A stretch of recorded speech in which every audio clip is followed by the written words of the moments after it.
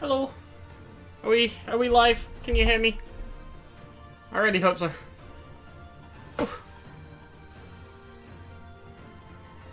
Can you hear me? Can you hear the music? Everything like that. Is everything working? That's the general gist of the question.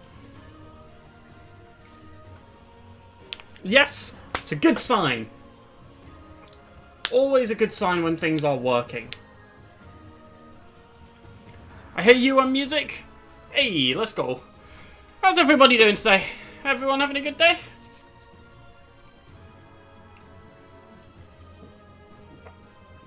Not gonna lie, I just got in.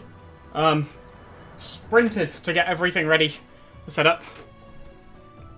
I was closer than I thought it was going to be, I'm not going to lie. It took a while to get home from work. A lot of people here. Hope everyone's having a good day. So, shall we get into it? So today we're going to be tiering all of the personal abilities in Fire Emblem 3 houses for all of the playable characters from a player perspective. We're not going to be factoring them in as enemies or anything like that. It's going to be considering the Maddening difficulty on a regular new game file with no exploits, no excessive grinding. Also no Pagan Altar, I'm not sure if that factors in at all, but it's just something I typically play by. No online play. Classic difficulty if that matters, classic game setting if that matters at all. This tier list was voted for by the channel's patrons. There's a link in the description if you want to become one yourself and be able to vote on future tier lists. The list for December will still be running. Still running now, I should say. And yeah, I think that's about it. Thank you to everyone who backs on Patreon, by the way. It's greatly appreciated. It helps me out a lot. Yeah. So, without any further ado, I think we can get into it. So, we've just got 5 standard tiers, S through D. I don't think we need anything lower than that.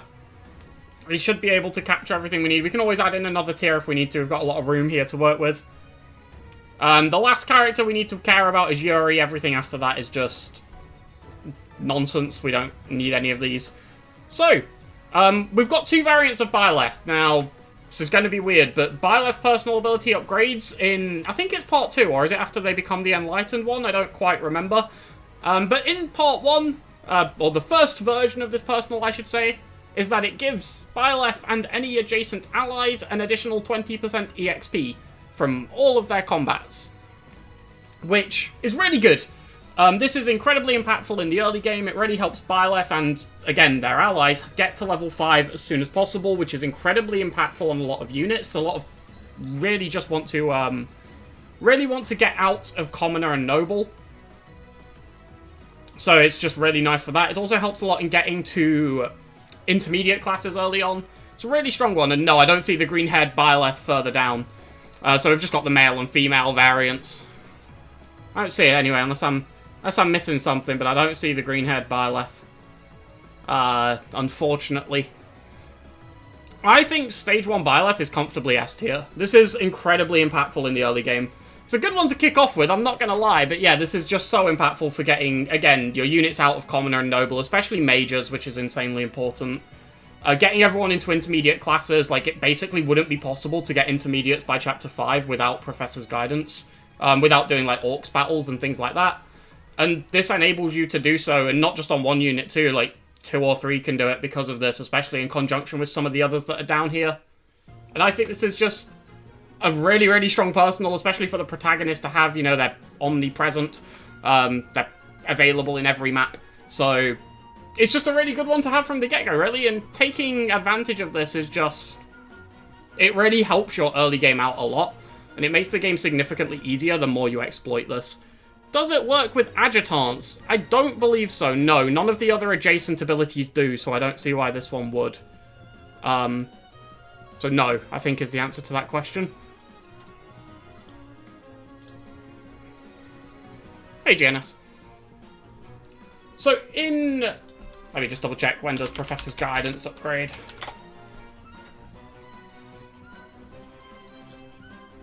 Doesn't say. Oh, acquired during where the goddess dwells. So it's after you become the Enlightened one. It's after you get the green hair. Yeah. So, when you get the green hair, this basically just gives Byleth an extra 2 damage on every combat. Which is, I mean, yeah, this is just a better version of that. That's insane. Like, just an extra 2 damage for free. Slightly better on male Byleth because they're more likely to make use of something like Fierce Iron Fist. Which, obviously, you apply the bonus more times, but it's really good across the board anyway. You won't be far off Brave Weapons. You might be able to even use them by that point. Depends how much you train your Byleth up to exploit that even further. And, yeah, by and large, just an incredibly strong personal ability for both stages of it, that the upgrade adds more on. It obviously just makes it a little bit better to get that extra damage clocked in there. So next we have the Lords, the House Leaders. Are you considering the effects on full builds, like how Professor's Guidance stacks well with supports and Sacred Power? Yeah, so it's factored into like how the unit uses it. That's probably an important point to make, but yes, it is taking into account how good it is on the unit themselves. Although I think in Professor's Guidance case, it doesn't make too much of an impact because I think it would be insanely busted on anyone. The fact it's on Byleth just helps because they're so available. Essentially, they're on every single map in the game without fail. So that's always very nice. So yeah, next up we have the House Leaders, which kind of have a neutered version of this effect in Part 1. All of them upgrade their personal ability in Part 2. But in Part 1, all of them basically just have 20% extra EXP, which is very good. It's personal only, but it's still very nice. I'm going to put them all in A tier. You could make some cases that, like, certain ones of these are better than others, but by and large, it's very low impact. Are you ranking points by the second skill? What do you mean?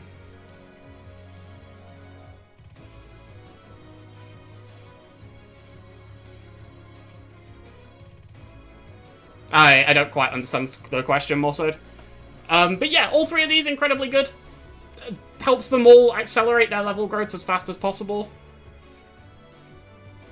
Oh no, so the Part 2 Edelgard will be factoring in the 20% growth along with the 4 res. Because that is her personal ability in Part 2. Same as the alternate version of Byleth is the 1.2 times growth with the 2 damage. But yeah, you could make the case that like Part 1 Edelgard's is better because she can enemy phase a little bit easier compared to Dimitri or Claude, so you could potentially make the case that hers is slightly ahead, but again, same goes for Dimitri. Once he gets Battalion Wrath, Battalion Vantage, he can also enemy phase very well, so you could argue that, but it's negligible pretty much either way. So as for the Part 2 abilities, the resistance boost on Edelgard is completely negligible.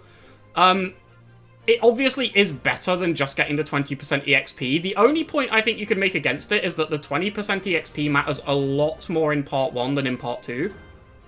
Like, significantly more, because hitting beginner and intermediate classes is a lot more important than things like master classes and just getting stats past that. But I think that's getting a bit too... maybe a bit too techie with it, I'm not sure.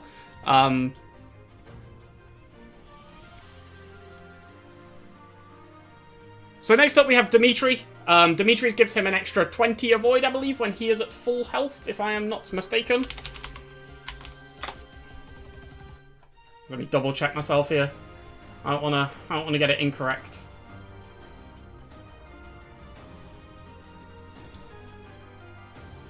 Yeah, so it's an extra 20 avoid when he's at full HP. It's okay. It's pretty much... it's overshadowed by the fact he gets Battalion Vantage and Battalion Wrath because you don't really care about his avoid. But it is still handy in case of like a bad scenario, like let's say Dimitri misses or he hits into a monster or a Fortress Knight which he doesn't kill. It's okay, I guess. The big impact of it is on Chapter 13. When he doesn't have Battalion Wrath, Battalion Vantage, he can sit in bushes with Swordbreaker and his prowess skill. And this obviously active and just dodge a lot, which is okay. It helps take down a rather difficult chapter, especially with Dimitri being forced into High Lord in that class. Just put it above regular Dimitri. It's only slightly better than the regular Dimitri. Actually, it's better than that version of Edelgard, so I guess we'll do that for the sake of clarity. But I don't think it's the biggest deal in the world. I think 20 avoid on a unit who generally doesn't care about their avoid is fairly negligible most of the time, and not something you have to worry too much about.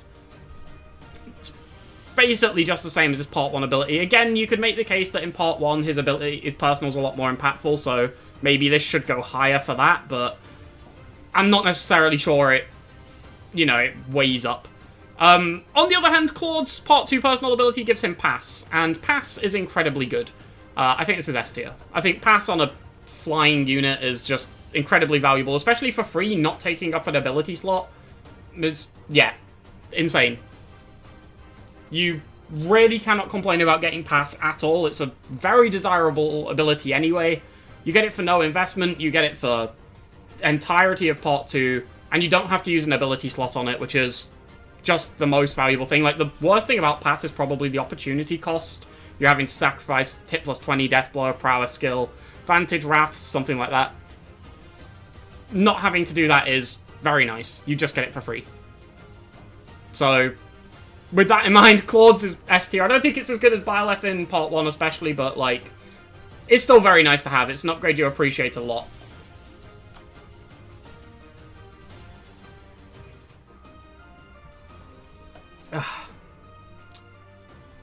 Hubert.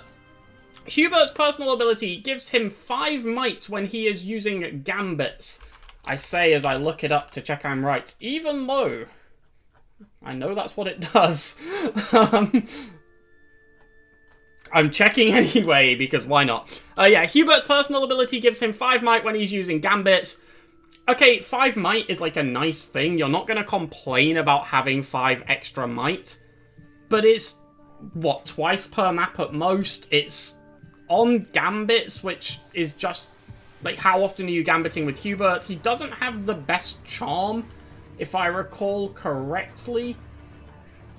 Yeah, he has 6 base with a growth of 35%. So yeah, he doesn't have the best charm, so like landing those gambits could be an issue. It's pretty much only positive, but it's so low impact. It is cool for killing the Death Knight in the early chapters. Chapter 6, it can actually play a role with that. The extra damage on gambits there is just nice to have. I don't think it's D tier. There's things far worse than this that are D tier, but I think it can't go any higher than C, and it will probably end up being relatively low C at best. It's just, how often are you gambiting? How often are those gambits hitting? That's the big issue. And if you give him a utility gambit, if you give him stride or something like that, he just doesn't have a personal ability, which kind of blows. It's a bit of a shame for him, and yeah, it's just not ever great. But it can come in handy in a couple of situations. There's a couple of use cases where it could be useful, so I think it can scrape into C tier. Ferdinand. Ferdinand, one of the most discussed personal abilities in the game, I think. A lot of people have opinions about this one, and it's quite a divisive one. I think it's definitely fair to say it gives 15 hit and avoid when the user is at full HP. The big drawback with this is that the hit and avoid, whenever he's not at full HP, he doesn't have a personal ability, and it can be deactivated by gaining HP from a level up, which is never ideal. That being said, there is never really a downside to this. It's 15 hit and 15 avoid, which is nice. The thing that makes this actually, in my opinion, really good is Ferdinand is a player phase unit. And 15 hit on a player phase unit is really easy to maintain because you can really easily top him up before he attacks. And that's when you want it, really. So when you want this active, you can control it, is what I'm essentially getting at. You might want him to enemy phase a bit in the early game, and it can be unfortunate when it deactivates then. But by and large, for most of your time with him, he will be hitting on the player phase. The other thing that really helps with this is the 15 extra gambit accuracy, which with his 7 base charm is really, really nice. It makes him a quite reliable gambit user, especially in the early game, which is always appreciated too. So an extra 15 hit on gambits, again, especially early on, and especially in the Black Eagles, who can kind of struggle for gambit accuracy outside of Edelgard, it's just very nice to have. It's a very hard one to complain about. People think this is a dodge tanking skill, but it's actually an accuracy skill. Yes, that is completely... It's not a dodge tanking skill at all. I would completely agree with that. But this is just basically an extra 15 hit on the player phase, which is good. And I think this is A tier. I think this is comfortably A tier. It also works really well with another personal ability, Dorothea's, which we will get into shortly, because if he loses that 1 HP from leveling up, it's really easy to just top him back off using that.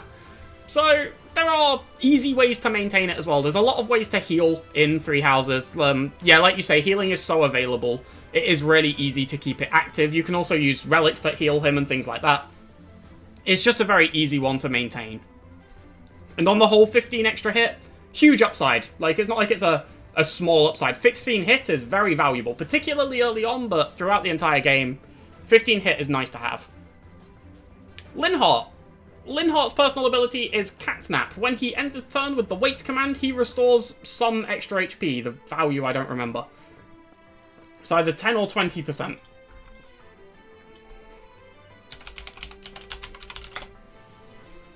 Let me just get the number. It's 10%. It's 10%. This is awful. It's just... You shouldn't really care about Linhardt's HP ever. There's a narrative which goes around which is like your mages shouldn't be taking attacks, and I don't necessarily agree with that, but they shouldn't be taking attacks frequently enough to the point where you care about their HP in the first place.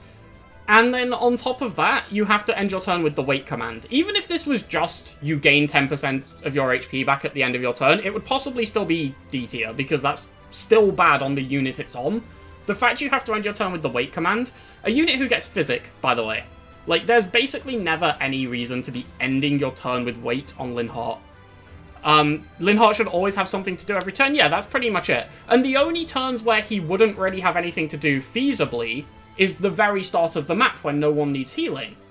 But at that point in time, he won't have taken any damage. So it just doesn't really line up with each other, and the heal is so small anyway that it's 10% of his HP, like, it's not saving him. Linhardt's probably taking a sizable chunk of damage from anyone who looks at him funny, and this isn't saving him from that damage. The only possible exception is in mages, but yeah, unless he doesn't reach with his healings, he has physic, he'll always be able to reach with his healings.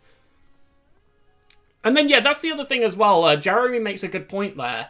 You can just use an item to heal him, because mages generally have no need for their inventories. You might have a couple of bits of equipment, but if you can't fit a vulnerary or an elixir into his inventory, you're doing something wrong, I would even say, because he doesn't even get any magical combat arts. So, if you wanted to heal Linhardt, unless he has 100 hit points, just using a vulnerary will heal him more. And it's not like that's a high cost or anything. It's not like the value of the single use of the vulnerary matters. So, yeah, this is just... It's not harmful, but it's completely useless. This is fairly appalling. Caspar. Caspar gives adjacent enemies minus 15 avoid. I think it's 15. Is it 10? Is it? I said it, and now I'm doubting myself. Oh, no. Born Fighter. It is 10. No! Caspar's personal ability, Born Fighter, gives adjacent enemies minus 10 avoid. It's really solid. It's basically giving all your units 10 extra hit on anything that's adjacent to Caspar. It's just very comfortably good. The fact you can take advantage of it both before and after Caspar moves is really nice. The only thing that maybe lets him down a bit is he's not necessarily suited to Kanto classes, which would make taking advantage of this even easier. But that's a very small downside at least, and it's not really a downside to the ability, it's more just he can't maximize it as much as he potentially could in a lot of scenarios, but even then you can go Wyvern Lord on Caspar and it's fine. So, I think this is comfortably B tier. The requirement of adjacency is annoying, and there are definitely better ways to boost your accuracy, but he's completely fine with it. I'm unsure about Caspar. His ability is good early game, but deploying him early game is rough. He's not that bad early game. Like, you can give him gauntlets and just punch things and he'll be okay-ish. The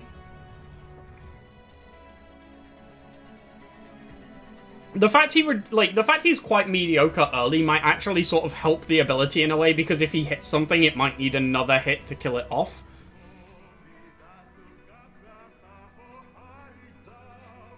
At least you can stack Caspar with the toughest weapons and shields since he gets doubled anyway. Yeah, is a good point. But yeah, cast spells on the whole, it's pretty much only positive, but it's only positive to a certain degree, I guess. That requirement of adjacency is quite annoying. Let's just leave it at that. There's not really much more to go into regarding cast spells personal. Bernadetta, this is the easiest S tier. This is absolutely elite. It's incredibly valuable. Bernadetta's personal ability is Persecution Complex. This gives the user 5 damage whenever they are missing a single point of HP. I mean, there's nothing to... 5 damage is insane, especially in the early game. For missing a single hit point, you just can't complain about that. It synergizes really well with other things she gets in her kit or other builds she may want to run. Things such as Vengeance, things such as Vantage, if she goes Vantage Batwrath. It's just ludicrously good, pretty much throughout the game. Yeah, it lets her compete with Edelgard and Byleth in terms of damage early on, that's absolutely true. With Persecution Complex active, she has the same 13 damage from stats that they do. Which is, yeah, really, really nice. It works really well with Curve Shot, it works really well with the fact she can get Tempest Lance super early thanks to her boon in that area, giving her nutty damage early on.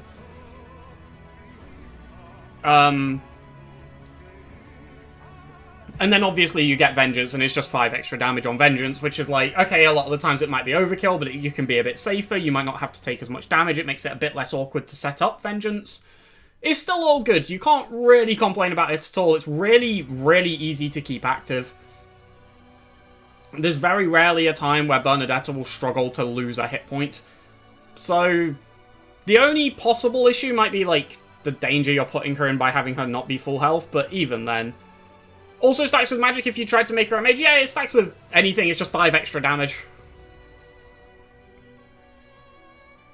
Yeah, so even if she doesn't gain any strength, she has a 21 damage Tempest Lance once you get it by Chapter 2, which is insane. A 21 damage attack by Chapter 2 is just really, really nice all around. That's more than Dimitri's, it's the same as Edelgard's. It's the same damage as a fair skill, that's actually a good way to put it. It is the same damage as a fair skill. This is basically like starting the game with a fair skill in whatever weapon you're currently using. You can also give Bernadetta gauntlets early on and take advantage of it twice. It's a bit weird, but it works. Yeah, it's a very hard one to fault. It's pretty much good throughout the entire game. It's 5 extra damage. It's nuts. It's 5 extra damage, incredibly easy to activate. What more do you want? Works on the player and enemy phase. The only conditional is incredibly easy to meet, and something Bernadetta wants to do anyway. Have I looped the music? I have looped the music. Good job, me. Well remembered.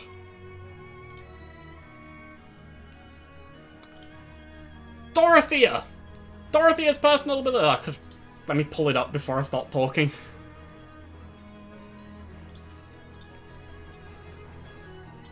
It's annoying because I know what it does. I know it heals 10% of the HP of adjacent allies, but I want to be sure.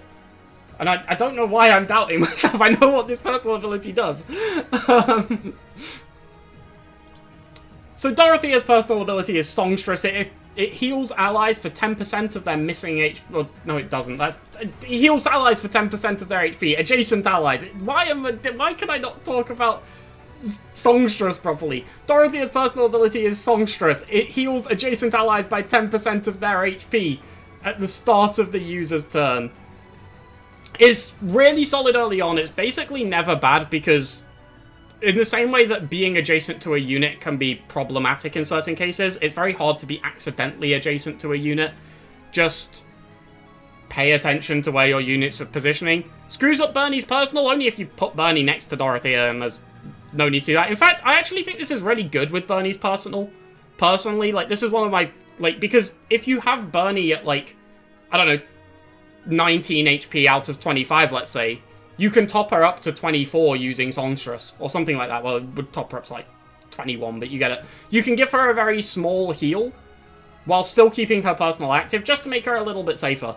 It also is really good with Ferdinand. It synergizes quite well with the Black Eagles in general, I think. Songstress would be so much better in Blue Lions where Mercy can't get Physic. Yeah, I can see that. I could see that the extra healing would be more valuable in Blue Lines where Mercy can't get Physic for Chapter 2, but I think it's still very comfortably good in the Black Eagles. That being said, it definitely has its limitations. Past the early game, it becomes essentially useless. It's back to the problems we spoke about with Linhardt in the fact that a 10% heal just isn't very much. And the further in your game you get, the more healing options you have. And past like chapter 3 or 4, this very rarely contributes much. I don't think it holds its use well, but it's very good early on. I think it's going to be C tier. It's better than Hubert's. It has a lot... I think its use cases are more impactful, let's put it that way. But it's just not it's not got the broadest use throughout the game, and it's... Whilst its usefulness is useful early on, it's not really game-changing. It's more just, like, handy.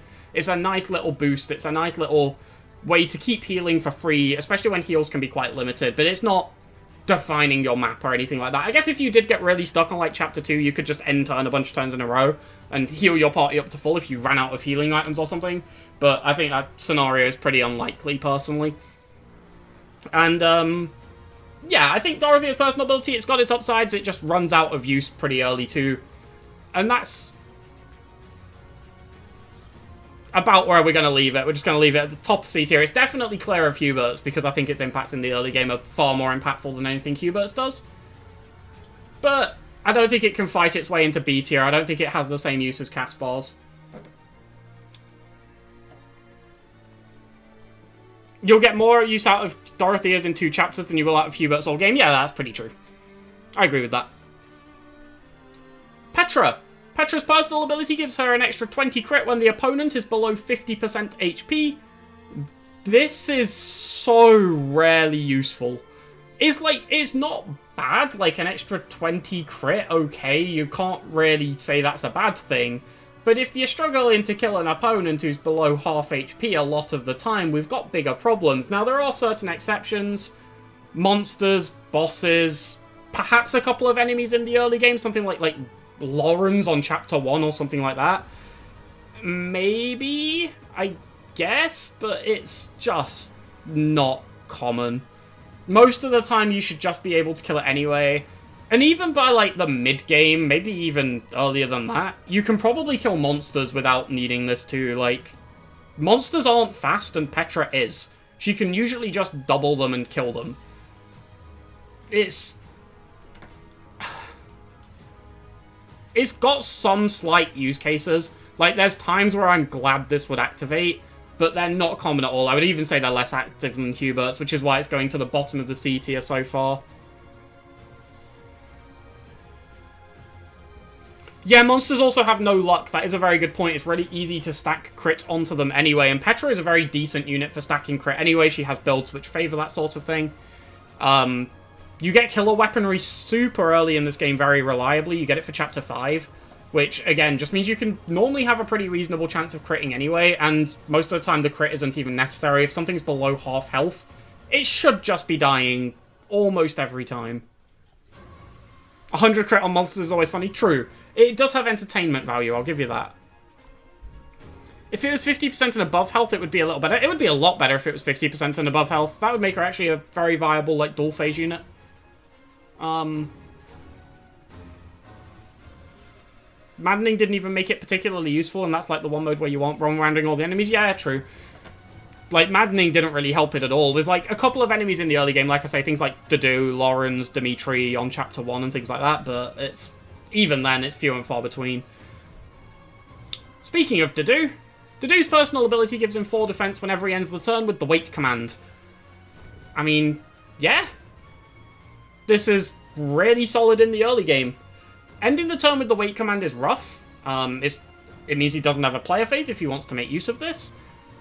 It also drops off a cliff. The more he gets access to, especially when he gets Vengeance, you'll basically never see this again. Or worst case scenario, you find yourself wanting to take damage and you have to find an action to do that you don't necessarily need to do, like using an item or something. Pure Waters on Dudu to give him an action to do are just weird, but it does work. But outside of that, it's pretty much very comfortably good early game. This is the game's Jagan as a skill. True. I agree it falls off late. I don't even think it falls off late. I think it falls off really early. But it's very good for the time it's good. Out of the abilities that fall off, I might get wrong. I might be wrong here, but out of the abilities that sort of like hard fall off and become really negligible in the late game, this probably is the best of the bunch. It's really, really comfortably very good. I think this is... I think it's S tier, but low S tier. An ability that falls off this hard-making S tier is pretty surprising, I guess, in the first place, but it's so helpful for that early game.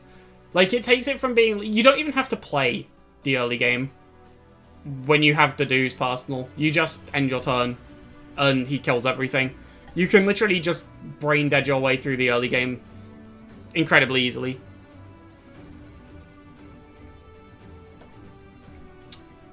It does have some downsides, though.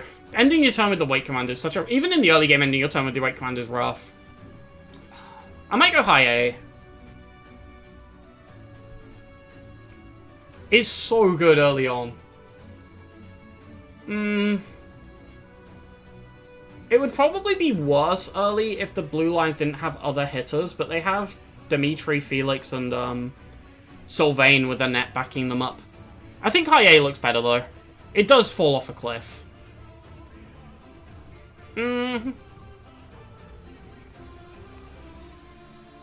Yeah, I think I like this more. And the fact that it can be problematic as well, like, and you have to start throwing Pure Waters at Dadu to stop him, or so that he doesn't end his turn by waiting, is just weird and strange, and I keep forgetting to do it. It's Rally Def on himself? Yeah, basically. It's Rally Defense on himself. But Rally Defense is fine. Like, the issue with Rally Defense is when you get it, more so than the ability itself. It just comes at a point where it isn't good, but if you got it on Chapter 1, it would be great. No, yeah, Dadu's personal definitely has a lot of impact early, but I do agree that it does fall off maybe a little hard to push himself into the S tier.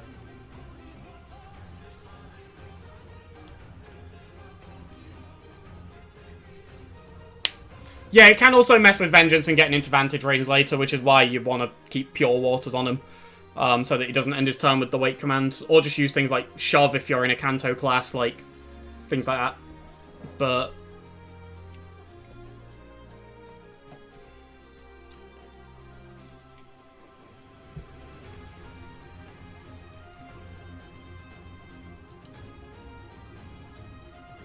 The thing is with relics is I don't want to be using relics, like, on the enemy phase, so I don't want to use them on the player phase. Like, I don't want to use, like, 4 charges of, like, Freikugel or something to enemy phase with. Like, I want the Killer X out on the enemy phase for Batrath. I guess you could use, like, relic equipment. Like, you could give him, like, the Aegis Shield. That's a bit counterproductive, isn't it? But, like, you could give him Fetters? Fetters probably goes to... your I just consider Fetz as, like, the dancer's equipment. Could you give him, like, Caduceus? Or, like, Thiasus or something? It's a bit of a waste, but I'm sure there's something you could give him there that would be useful. Can give him the Devil Sword / Axe. Again, it's the same thing, though. I want the killer weapon re-equipped on the enemy phase. But yeah, I think, like, high A tier is probably fairer than S tier for this, especially with how hard it drops off. That's probably a solid call. Speaking of personal abilities which drop off, Felix gives him 5 damage when he doesn't have a battalion equipped. This is... It falls off insanely early. Of the abilities which falls off, this falls off the earliest. I really don't think you should see this after Chapter 3. But past then, it is... He doesn't have a personal ability. His battalion runs out. His battalion shouldn't run out. If his battalion runs out, like, it's a compensatory tool, because your battalion should be giving you more than 5 damage worth of stuff. I guess it is, like, useful for those scenarios, but it shouldn't ever really happen. I think this is, like, solidly B tier. It falls off really hard, but it's really good for the first, like, 2 chapters of the game. Maybe 3. I don't know. Personally, I've never really had an issue giving Felix a battalion for Chapter 3, but you can wait it out till Chapter 4. And this isn't, like, kind of like the do ones or anything else we've said where it falls off, like Dorothea's. This literally just disappears. It doesn't exist past that point in the game. You won't see it. He basically doesn't have a personal. It does help that Felix's crest is much better than most other crests. Because, like, although he loses his personal, he sort of has, like, I don't want to call it, like, a second personal, but it's almost like a pseudo-personal, because he still has a very powerful tool, like, that passively activates. Even E-rank Geralt Mercenaries with 3 might and 15 crit is arguably better than going no battalion. Yeah, the one that always stands out to me, and I mentioned this in the breaking down of Felix, is the Brawler battalions. The Brawler battalion is really good on him. It just gives him 4 might and other stuff as well. But the most important thing, the most important reason to give Felix the battalion is to get his authority XP going up. And yes, not having access to a Gambit is also really bad. Obviously, you have better candidates for the 3 battalions you have on Chapter 2, but past that, you can make an argument. The only reason I think you can run it on Chapter 3 is because you have to kit your entire squad out with battalions at that time. And that's a little expensive. So you may want to hold off on him for Chapter 3, spread your battalions out to everyone else, and then give him one on Chapter 4. After the battalions have leveled up a bit as well, so it compensates against his personal ability, you know, you don't lose quite as much damage.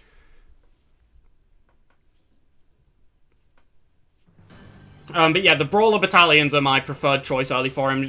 You only lose 1 point of damage and you get all that authority XP gain, which is very nice. But yeah, this is still comfortably good. It has really good impacts early. We can't, like, ignore the upsides of this, especially used in conjunction with Annette, who starts the game with Rally Strength.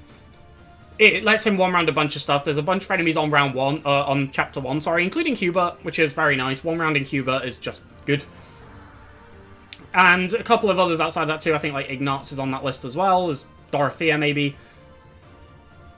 A few others. It works really well with Brawling. That's absolutely true. It works really well with his Crest as well. Just letting him stack ridiculous amounts of damage. The upside early is very, very strong. It also lets him one-round a bunch of things on Chapter 2 as well. Pretty much the entire map if you Rally Strength him. Which is, yeah, it's really good. It's definitely got its upsides. It's just after Chapter 3 you won't see it. Potentially after Chapter 2 you won't see it. That's his biggest downside. It doesn't have a personal ability for most of the game. That's fairly impactful. So it should be taken as a massive credit that he's able to get into B tier for having a personal ability for, like, 2 or 3 chapters. That's a massive credit to how strong this is. And a massive credit to how strong Bernadetta's personal ability is that it doesn't go away. It's just plus 5 might for the entire game. Yeah.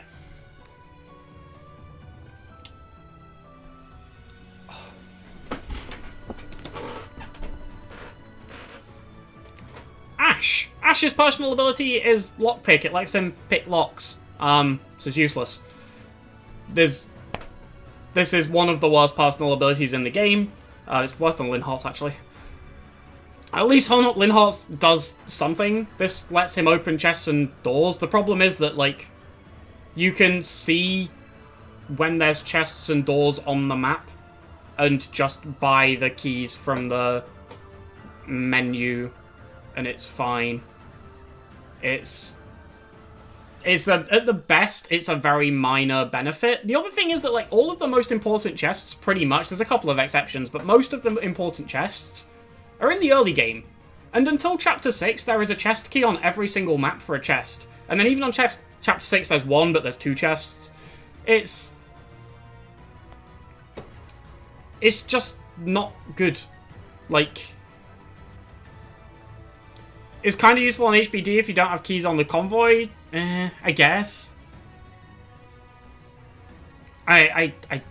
Even if you don't get it on HBD, what are you missing? Like, the Curse to Shire Sword, Axe of Ukon. Axe of Ukon's valuable. Curse to Shire Sword could be an Armor Slayer, don't care. And I forget what's in the other chest. There's 4 on that map.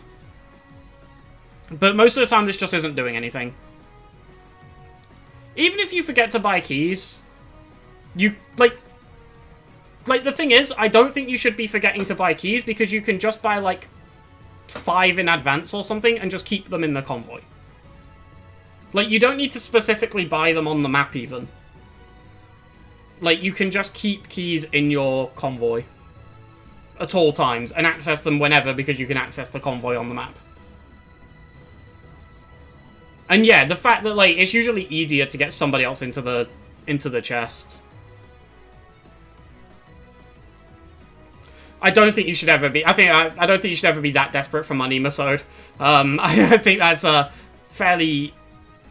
There's 2 keys on the map, so you could still get the Ashaya Sword and Ukon Vasara. Well, there you go. It's not even good on 13.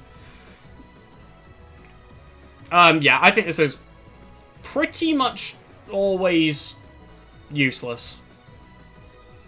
And the benefit, even if it did have an upside, the benefits are so minor because the contents of chests, for the most part, are either accessible anyway, or just not valuable.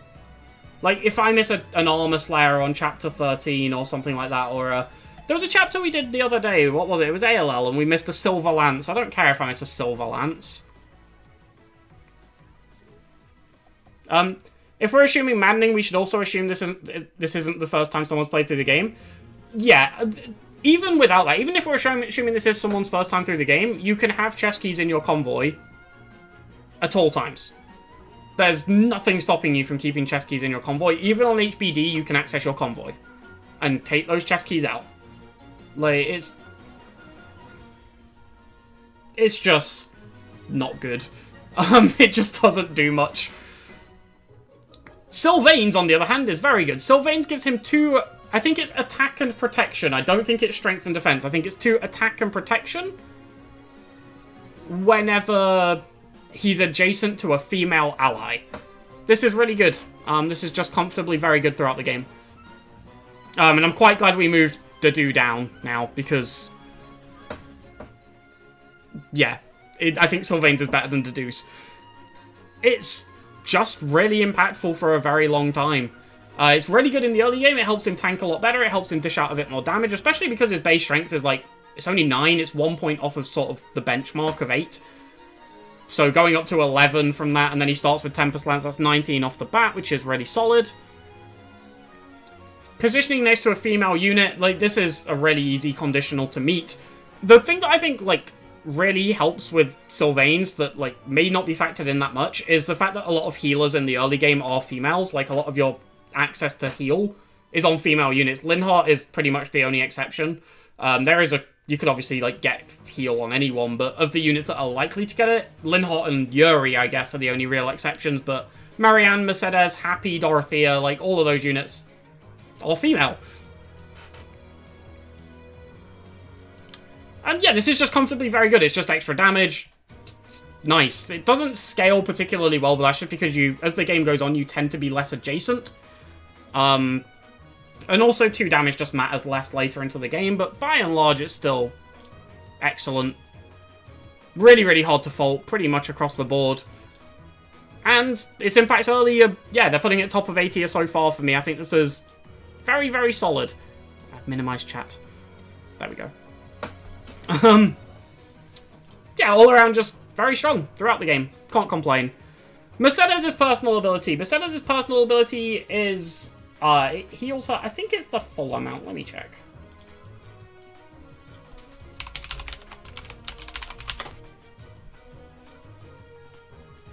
Why can't I find it? Live to serve. What? How did that not come up?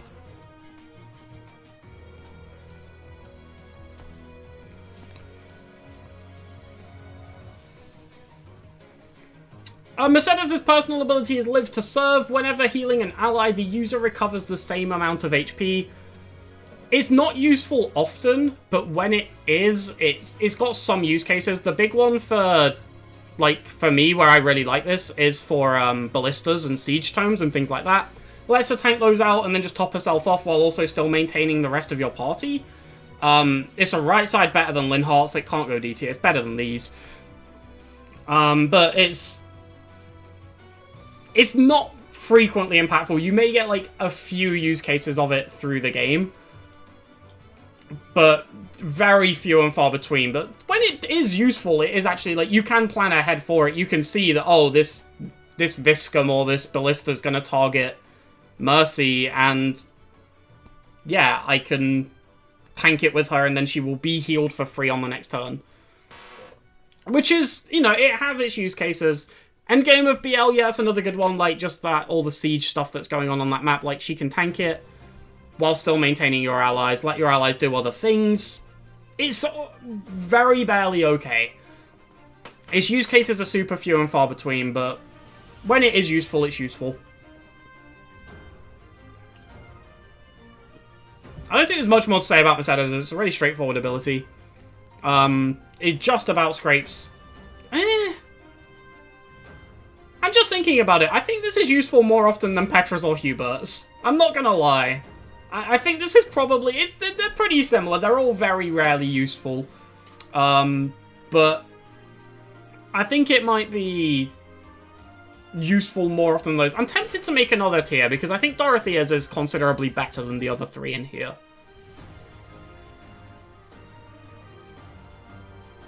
Yeah, I think I'm going to make another tier.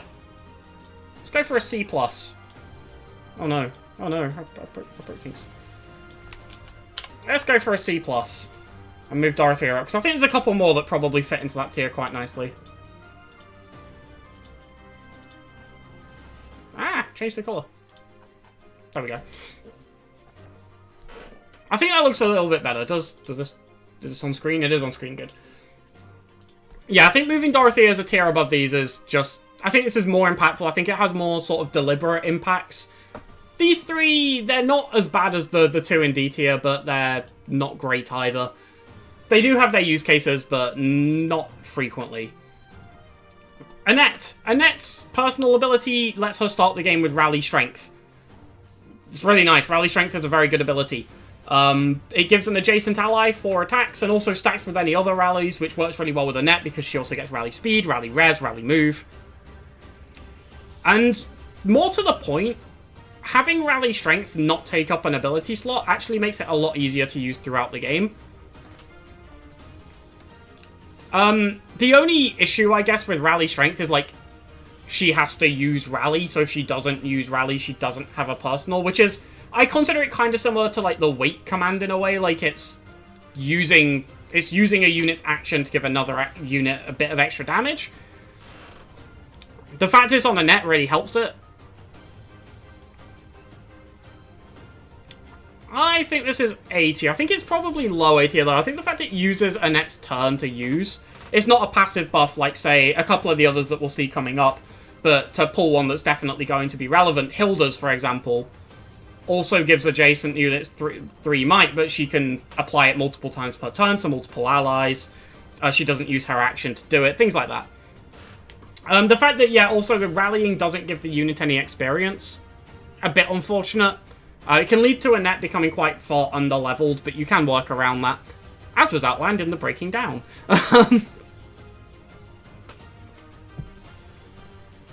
But on the whole, it's really, really comfortably good. Yeah, it also works very well in her own house. Like, if there was units you would want to rally strength, Felix is definitely one of them, and Dimitri isn't far behind. Just very, very useful. Works really well with Yuri as well, who's a free recruit. There's just a lot of people who can make use of this, and obviously if you get further through the game, it may seem like this drops off, but the fact you don't have to equip it means, like, you can use this on, say, a grappler who's using Fierce Iron Fist, or you can use it on, you know, a Hunter's Volley Sniper. Things like that, so it maintains some relevance, not having to equip Rally Strength, but having access to Rally Strength throughout the game. Very, very nice. Hard to complain about.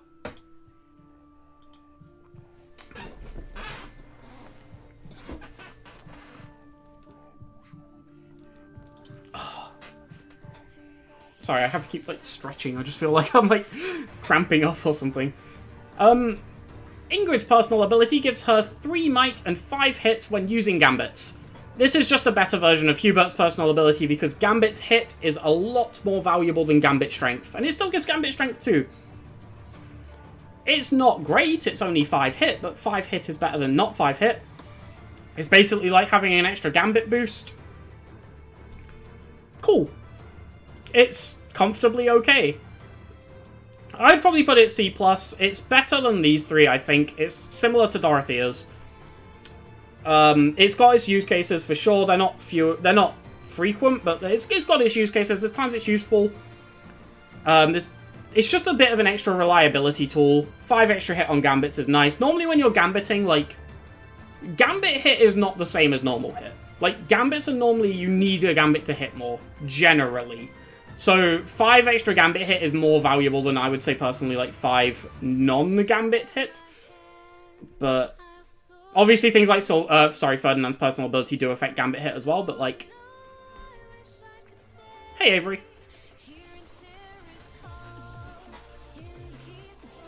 Yeah, on the whole, Ingrid's personal ability, really, really comfortably good. Nothing exceptional, but comfortably solid, doesn't really drop off at all, maintains usefulness throughout the game. It's on a unit who can take decent advantage of it. Like, there are a lot of scenarios where, thanks to her easy pathing to Pegasus Knight, Ingrid can gambit things from angles that other units wouldn't be able to. It just works out nicely. It's not really ever, like, great, but it's comfortably always useful. Lawrence's personal ability gives him 2 might whenever he has a battalion equipped. This is essentially 2 might on every attack, both physical and magical, from at least Chapter 3, probably / possibly Chapter 2. I'd probably say Chapter 3, actually. It's probably 2 might on everything from Chapter 3 onwards. For no drawback. You want a Gambit equipped anyway. It's 2 free damage. On everything. This is really good. It's pretty impactful early. Yep, it's pretty much always good. I might put this above the EXP ones. It's only 2 might, but like, it's so free. It's just really free 2 might.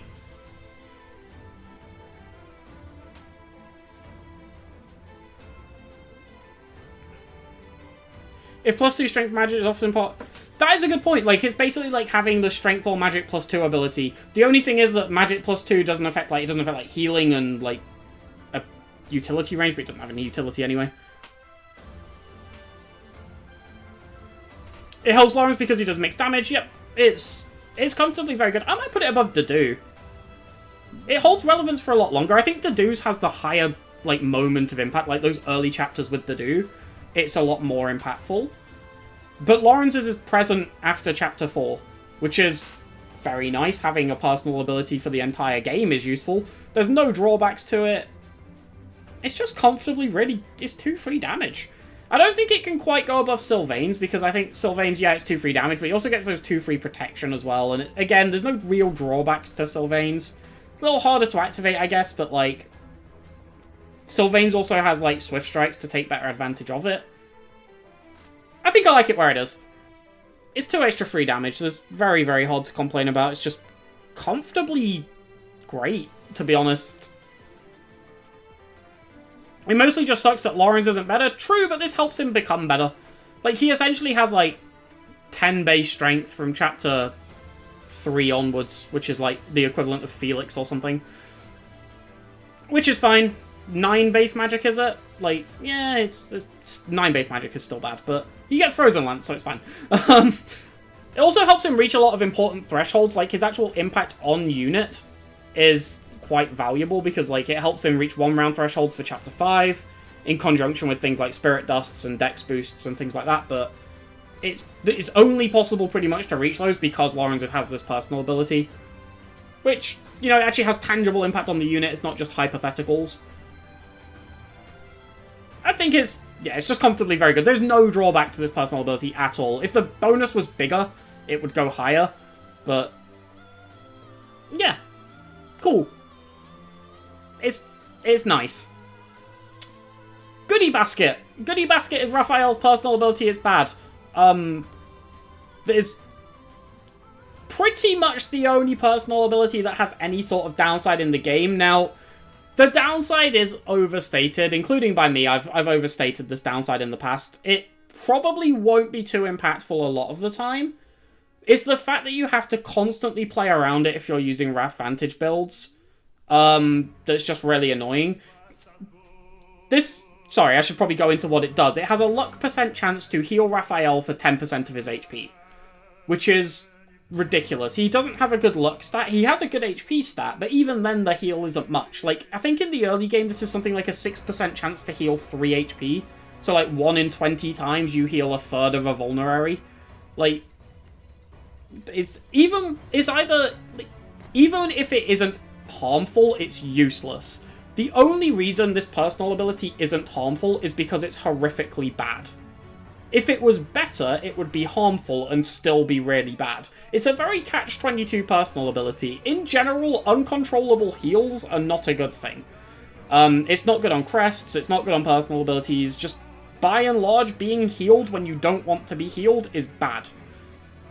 Which, this is just what this is. And the only reason why it might not necessarily be harmful, and the harmfulness of it might be a bit overblown, is because it's so terrible it doesn't actually do anything. This is pretty much, yeah, it's the worst personal in the game from my book. I completely agree with that claim. And on the inverse of that, we have Ignatz. Ignatz's personal ability is hit plus 20. Hit plus 20 is very good. This is the easiest S tier here, apart from maybe Bernadetta's. This is, yeah, hit plus 20 is a great ability. The thing is, right, like, it's easy to look at this as just hit plus 20, but it isn't just hit plus 20, because it's hit plus 20 earlier. Hit plus 20 would be a better ability if you could have it from Chapter 1, fact. This is hit plus 20 from Chapter 1. It's strictly better than hit plus 20 because you get it earlier. It stacks with the regular hit plus 20 ability. It's just comfortably really, really solid. You always want this. It also affects Gambits. It's worth saying an extra, although Ignatz does have a really struggling charm stat. Oh, sorry, did I say Lawrence? I meant Ignatz. Although Ignatz does have a really struggling charm stat, 20 extra hit on top of that will normally make it pretty reliable to hit. It's just really, really good. A great mastery ability that nearly everyone picks up for free and with no slot taken. Yeah, pretty much. That is basically it. The only reason I think Bernadetta's is, like, slightly better is because this is just like an omni-fair skill. I quite like that phrase. I stole it from whoever said it earlier, but it's quite good. This is 5 extra damage. If you had the option to get an ability that just always gets you 5 extra damage, you would get that over hit plus 20, in my opinion. I think that would be better. And this is basically what Bernadetta's is. You can argue Bernadetta's has a downside of her needing to have taken damage, but it's so minor, and it's so easy to trigger, that I personally think Bernadetta's is slightly better than Ignatz's. But they're both incredibly good. Both ridiculously valuable. And, yeah, Ignatz's early game would be bad without this personal ability. And because he has it, his early game's really good. Not much more to say about it. It's hit plus 20. Hit plus 20 is great. Ignatz gets hit plus 20 for free. Ignatz's personal ability is great. Any unit would absolutely, with the possible exception of Bernadetta and maybe a couple of these others in S tier, especially Byleth, any unit would swap out their personal ability for this. Even someone like Sylvain Lawrence to do, they would swap out their personal ability for this in a heartbeat. Ignatz would be Ash tier without it. I don't necessarily agree with that. Ignatz has, like, rallies and things like that help him out.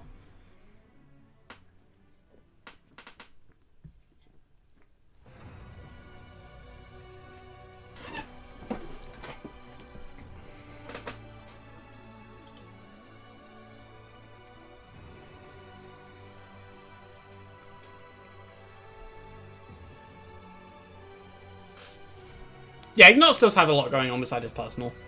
Ignatz is, like, okay as a unit. Yeah, one thing that has to be mentioned with Ignatz, actually, is the viability it has in Warmaster Ignatz. Because, like, when most people think Ignatz, they're probably thinking Sniper, but, like, Warmaster Ignatz with hit plus 20 and the class as an 8 crit plus 20 is so ridiculously reliable. It's so good. Like, it's a very fun build too, so it has to be mentioned.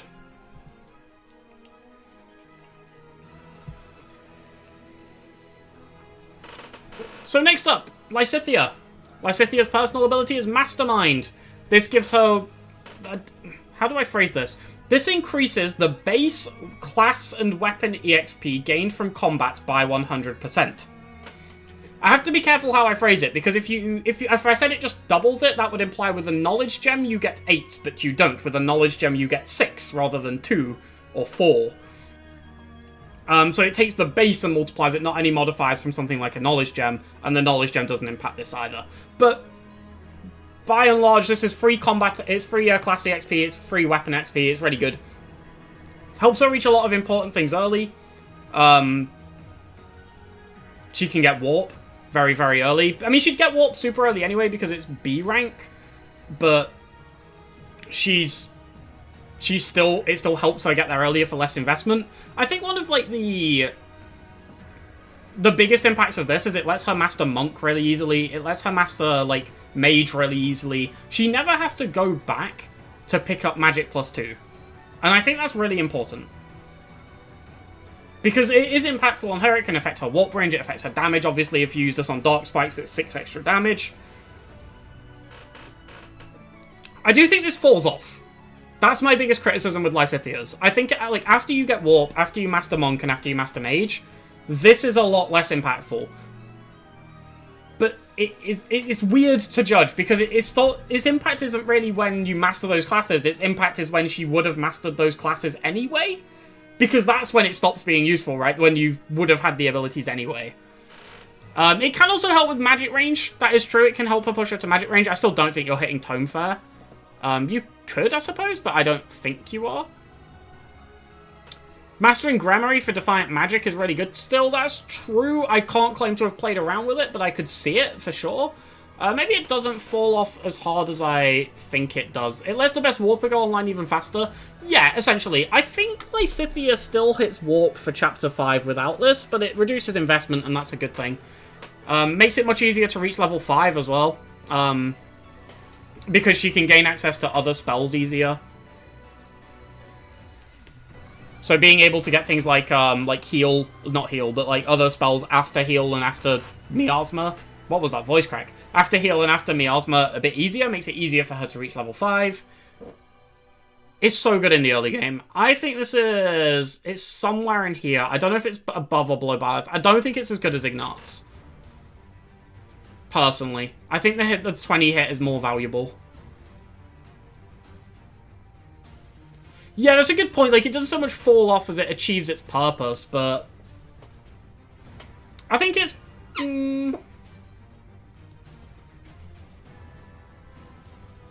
I think it's below Byleth. I think Byleth in the early game is really valuable. It's still very good, though. It's still an exceptional personal ability. I'm starting to think Claude might have to move down.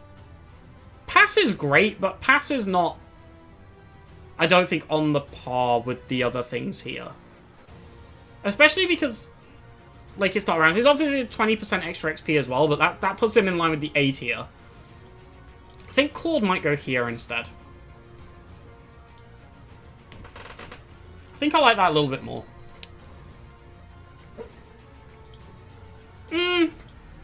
Claude almost feels like too good for the A tier and not good enough for the S tier. I don't know, it's weird. But we'll keep it in the S tier for now. I think I'm debating between the two. We'll see where it ends up. But yeah, Lysithia's is really, really comfortably very good. Mastermind is great. And yeah, it helps save investment, get things earlier. That's all good. Marianne's is atrocious. Marianne's personal ability is Animal Friend. She restores 10% of her HP when she's adjacent to a mount or a flying unit. So if she's next to a horse or a Pegasus, she gains... a horse or a Pegasus ally, sorry, that's super important. She heals for 10% of her HP. This is... like here. This is fairly atrocious. So, the worst thing about this, and it's... I mean, it kind of goes without saying, but you only can activate this when you have a mount on your team. Which means until Chapter 5, Marianne doesn't have a personal ability, because that's probably the earliest you're getting a level 10 unit. It's... so... and if you have a look at these highest, like, abilities on here, in fact, if you have a look at pretty much anything above C tier, they're super impactful early on. Like... they're incredibly impactful early on. Not having a personal ability for the early chapters is atrocious. It's the worst time to not have one. It's still better than Catnap. I disagree. Catnap can be useful in like chapter 1 or 2. This is just functionally always useless. Why would a mounted unit want to be close to Marianne anyway? I mean, for me, typically Marianne is a mounted unit. It would be... It could be useful, but a 10% heal on Marianne is still super small.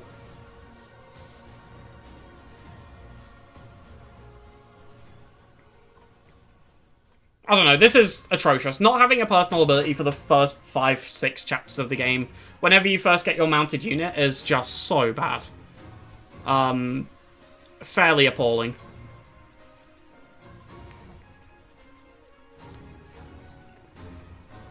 Also, the heal is tiny. I don't know if I said it, but it's 10% heal. It's not saving her. It's the same problem you have with Linhart's, in a sense. Like, a 10% heal is just not doing anything, but at least Linhart's is active at the time when it could be useful. Hilda's personal ability, Advocate, gives adjacent male allies 3 extra damage. This is nuts. This is insane. This is 1 less damage than Rally Strength, but it doesn't take up Hilda's turn and can be used on multiple allies every turn.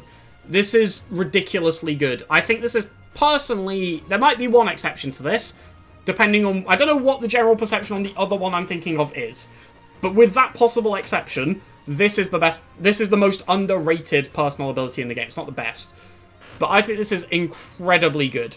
It works really well with Gauntlet users, which is beneficial because Gauntlet users are typically male. They can carry their Gauntlet users forwards into classes like Grappler and War Master, so they're the most likely to be using Gauntlets early on, and the ones who benefit the most from it, which means they get an extra 6 damage if they're adjacent to Hilda.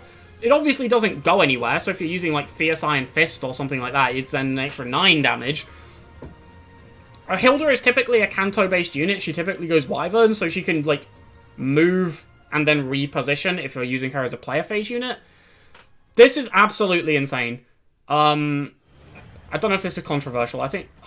I'm really tempted to put this in S tier. It does lose impact later in the game, though. I do recognize it does get worse the further in you get, because, like, adjacency, you're just not as adjacent in the later game, typically. And also 3 damage just matters less the further in you get, but it isn't 3 damage, it's like 10, or it's like 6 or 9 or 12 damage later down the line. I'm tempted to put it S for its impact early, but I think it's A. But this is incredibly good. This is ridiculously good. And yeah, I really value this one incredibly highly. I think of the adjacency personal abilities, bit of a spoiler, but whatever, I think this is the best one, personally. It gives you so much extra damage each turn. And I think, like, top of A is a very comfortably good place for this. It's just... The other thing to note with this is, like, it works on male units, right? So let's look at all of the Swift Strikes users. Well, they're all male. Fierce Iron Fist, locked to males. Point Blank Volley, one of those is male.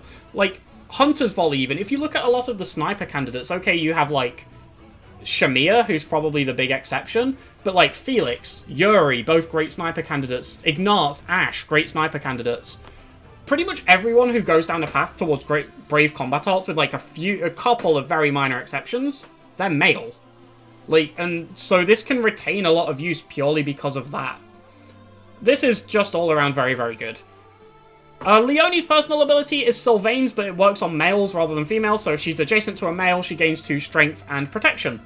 I think this is slightly worse than Sylvain's, but still very good. I think adjacency to females is a lot easier. I think female Byleth is slightly better than male, so that works quite nicely. But by and large, this is still excellent. This is a very, very good personal ability. It helps out Leonie quite a lot with her strength and her tanking in the early game, and can actually make her quite a decent wall. She's also quite quick, so she can avoid being doubled, take the hit relatively well, and then hit back reasonably hard. It's just all around very good. You could absolutely make the case for Leonie's being higher, but I think it's pretty negligible anyway. These are very similar abilities. We don't need to go into too much detail, because we've already covered it with Sylvain. They both get Brave abilities too in Point Blank Volley and Swift Strikes. Female units are also generally better in this game, so it's likely you have more of them. Yeah, I'd say that's probably true.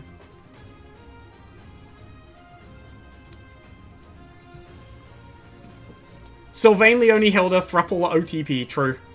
The best pairing.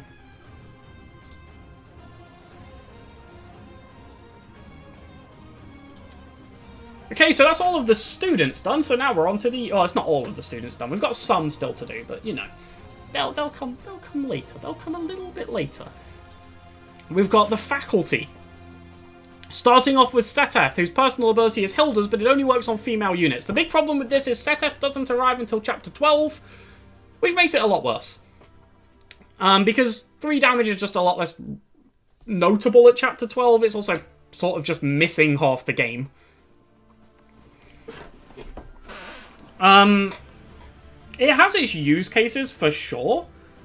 Like you say, yeah, it's good on an ocean view. That is a good point. I didn't actually consider that. That is a good point. It's good on an ocean view. But it can be good on hunting by daybreak. There's several points in the game where this can be valuable. But I think it's a sharp drop-off from the A tier. I think this is B tier. It's kind of similar... Not really, but I think it holds a bit of similarity to Felix's. In the sense that, like... It's a strong ability that's only partially available. Oh, do we have bots? I'm in top chat. Oops. Sorry, my bad. Thank you for the heads up, Mossad. Sorry, what did that bot message...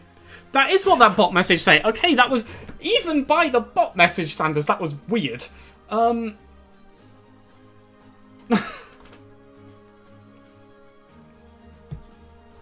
That was bizarre.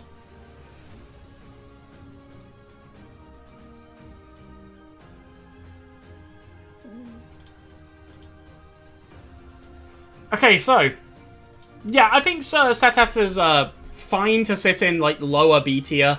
If it was around more, it would definitely be higher, but not getting Seteth until Chapter 12 is just the biggest hindrance this thing has. Unfortunately, but it's still solid for when it's around. It can still affect things like Leonie's point-blank volley, any snipers you've got, really, really well, because that's just more stacked damage, but also Brave weapons are readily available by the time you get Seteth here, so it can have impacts on those too, but just by and large, again, it comes back to adjacency is just less common in the later game. It's not like a complete... like it never happens, but it's just less common.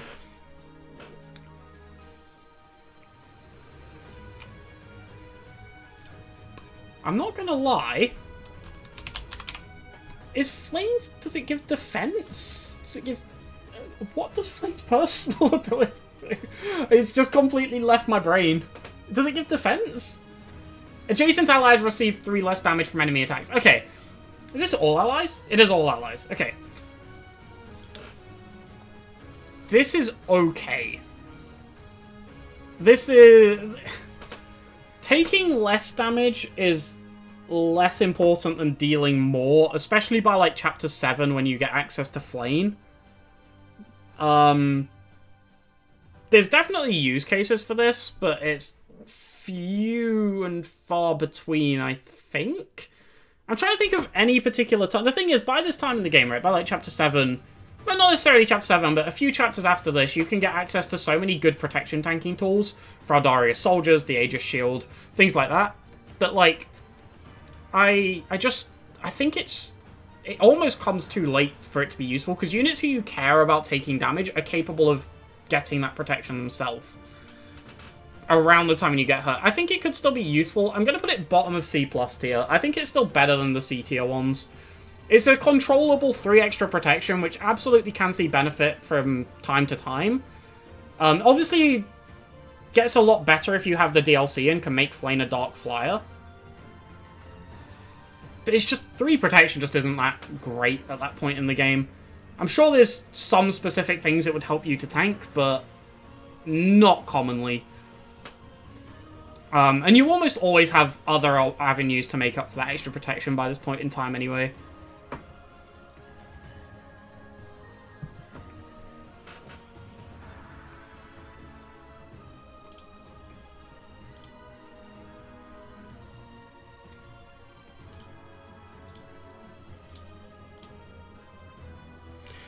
No, it doesn't work as an adjutant. I'm pretty sure none of the adjacency skills work as adjutants.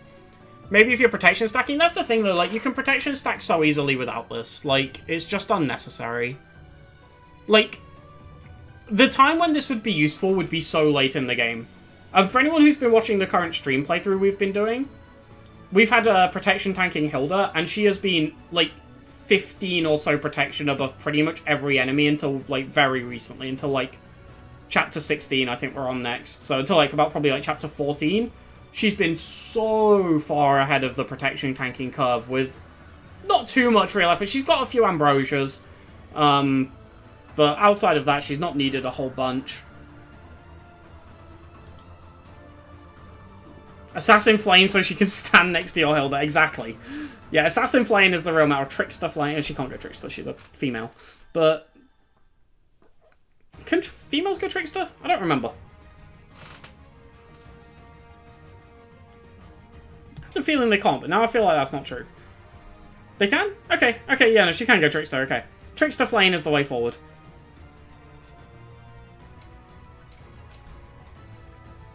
Trickster Flame is the way of life. Oh, yeah, Anna. True. True. Flame would be an excellent Byleth backpack if it was Snatch-on. Yeah, with the might support as well, that would be cool.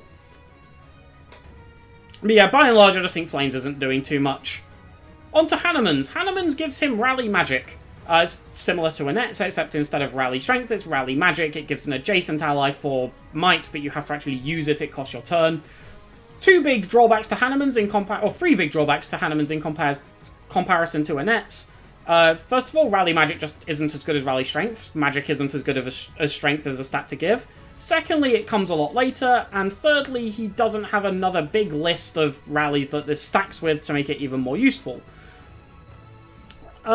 It's still okay, but it's not good.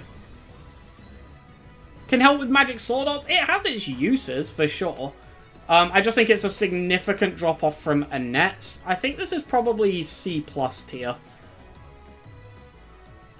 Like, Rally Magic is still nice, but it definitely, like, it doesn't hold its worth as well as Annette's, because, again, magic just isn't as useful for that sort of stuff. It's a lot harder. You don't get, like, brave magic attacks. You don't get, like, you can't really crit stack magic as easily. But by and large, it's just not as good. It's still okay. Free rallies are fine. You can deploy them if you need to give a unit more rallies for more warp range or something like that, but it's fairly whatever most of the time.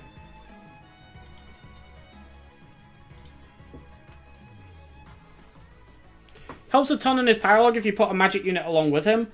Maybe? I guess the other thing is, like, magic units can't really enemy phase as well either. Which I think definitely holds it back a little bit. Yeah, I don't know. I just don't think... I'm not super hot on this one. It's okay. It's definitely fine. But it's... I don't think it's the... I don't think it's anything close to as good as the A tier things. I'd personally put it quite a bit behind the B tier ones as well. I'd definitely take any of the ones in B tier over this, for sure. And the fact he joins so late with it as well doesn't help. It does have its use cases, though.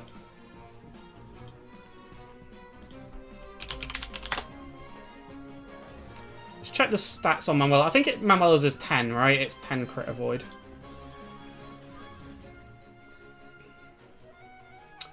Manuela's is plus 10 crit avoid to all adjacent allies. I mean, if an enemy has between 0 and 10 crit, taking that down to 0 is nice. It's a reliability skill. The problem is that, like, by the time you get Manuela, you have so many Divine Pulses that if you eat a low % crit, you just pulse. Like...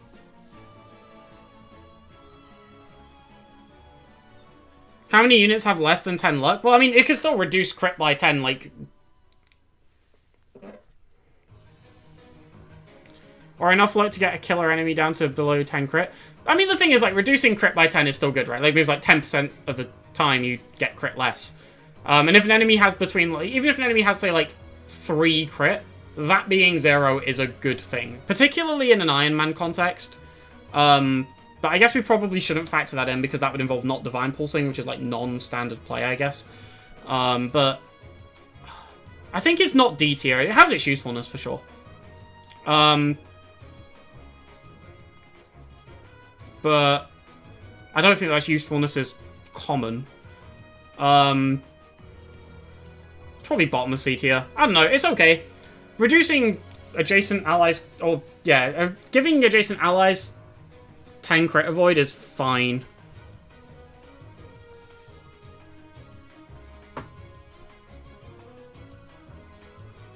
I don't know, like, even early game enemies have, like, between, like, 4 or 5 crit, and, like, especially, like, some of them, like, okay, I know you don't have Manuela by this time, but I'm thinking of Chapter 2, like, or Chapter 1 Ignatz. Raphael Gem is super late too, yeah, that is a good point. You have Manuela for a long time where you don't have the Raphael Gem.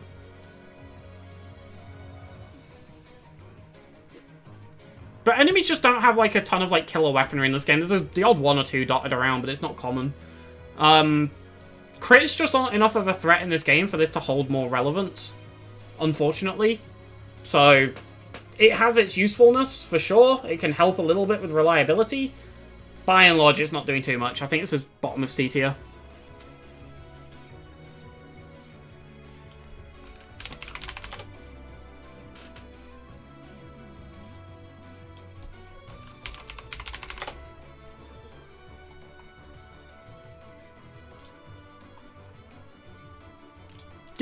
Gilbert's personal ability is Veteran Knight. If he has a battalion equipped, he takes 2 less damage.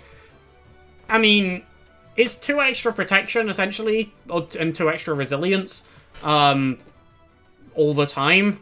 It would be really good if he joined on Chapter 1, but he doesn't. I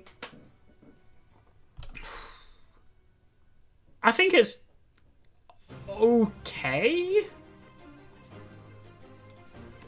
I feel like protection tanking on Gilbert is perfectly valid. I think it's a perfectly fine thing to do with him. The problem is, like, 2 protection by that point in time is just not much. I still think it's better than the things in C tier. I'm gonna go, like, low C+. It's similar to Flames in a way. Like, it's just past the point where 2 protection and resilience is, like, that valuable. But for all the units it could have been on, it's on one where it's fairly okay. It could absolutely help him out in certain scenarios. I'm pretty sure it will see some use in, like, Hunting by Daybreak at the very least. It's fine. It's not harmful, it's just 2 extra protection, right? Like, it can't be bad. I just don't particularly think it's good either. I don't even think it has as good upsides as, like, Hanneman's, which I think can have much larger impacts. There could be cases where, like, 2 extra protection helps out, I guess, but, like, It's just not common, is it? It's just going to be very rare that this actually plays a notable impact.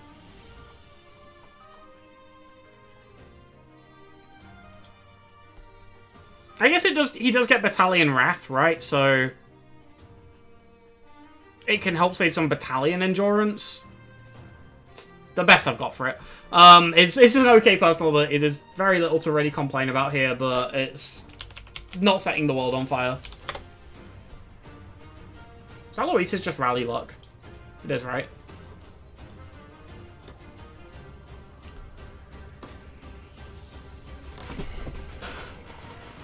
Yeah, there is probably, like, very few scenarios where it makes a difference between him living or dying, but it can, like, help him out, like, again, maintain his battalion endurance later into the game. Things like that. It can have its usefulnesses for sure, but especially if he's tanking, like, a lot of enemies. What's Petra doing down there? Petra's personal ability is fairly... Oh, what is Petra doing? I thought you meant, like, what is Petra doing, like, down where she was, but no, she was really low down. Okay, got you. Sorry, I must have misclicked and dragged her down by accident. Alois's personal ability is just Rally Luck. Luck is a very pointless stat. Alois doesn't get a ton of other rallies to compensate with this either. I can't actually remember what he does get. I'm just going to have a quick check. Does he get any other rallies? Nope. Okay, no, Alois doesn't get any other rally. Oh, he gets Rally Strength? Oh, he does get Rally Strength. He has it innately. Sorry, I missed it on the list. Still pretty bad. I think it's a C tier. I'll put it above Petra's, but I don't know. It gives 4 crit to an adjacent ally. Using Aloys to increase the reliability of Goodie Basket, both abilities now A tier. I guess. I mean, the fact he has Rally Strength as well helps it out. I mean, you're giving 4 Strength and 4 Crit to an ally, essentially, which is fine. So that's an okay little boost. It's free. Like, having this attached to him for free is okay, I guess. Half of Crit and all of Crit Avoid, yes. But as we just established, the Crit Avoid is kind of negligible. Yeah, it's nothing special. It's okay. Yeah, exactly right. Like, that's the thing, like what someone's PC just said. It can be okay if we've got an enemy phase unit who's at 95% crit, just for securing a little bit of extra reliability. It's extremely niche, but I don't think it's entirely used. I don't think there's no use case for it, like these bottom 4. Or in the case of Ashes, the use case requires you to misplay. He would have a unique shove where he tells a joke and adjacent units move 1 tile away. That would be great.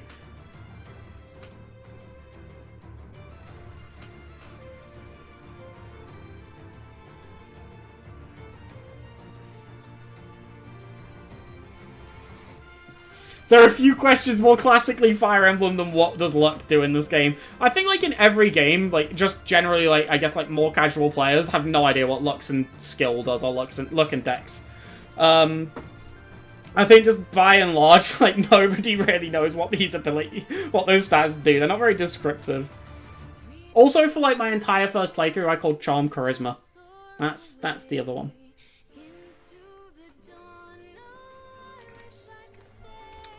Yeah, I think the fact this combines with Rally Strength, like, kind of saves it a little bit, but it's not great. It's pretty atrocious.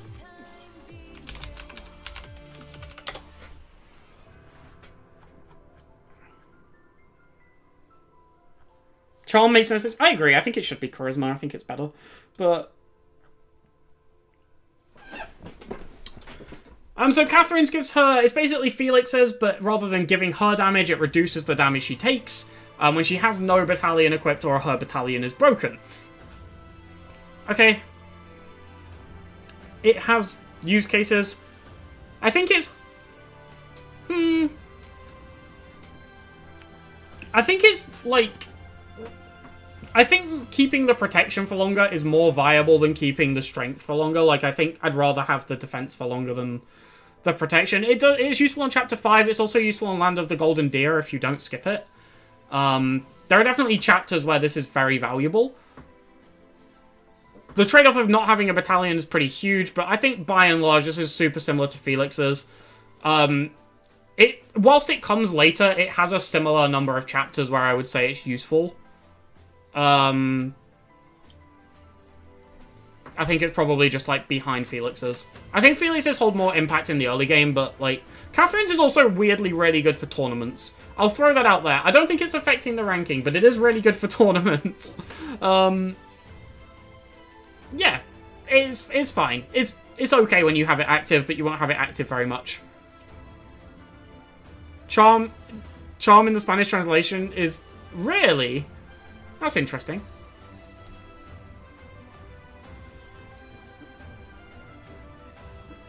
Super good on the... Yeah, Sword and Shield of Saros, it's really good too. Like, there are definitely chapters where 5 extra protection is helpful. Especially because frontline tanking is, like, a bit of a rare commodity, especially in the early game. Yeah, I think this really similar to Felix's. I think I'd take Felix's slightly better because I think the time when it contributes is more valuable, but they're really, really, really similar.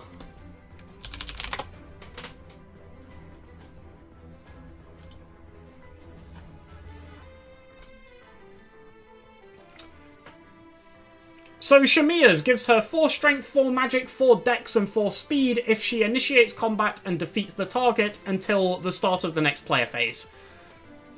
This is really comfortably fine. Its main usefulness is in the early game, when Shamiya can actually enemy phase to an okay extent, especially with 4 extra strength and 4 extra speed. Past that, if you dance on her, you can get use of it, but that's quite a big cost, but it can be helpful. It definitely, I think its impact in the early game is definitely valuable. It falls off after that pretty hard. I think it's probably like B tier.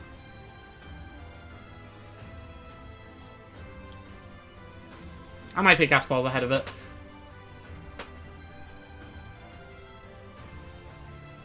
What does being female have to do with it? What am I missing?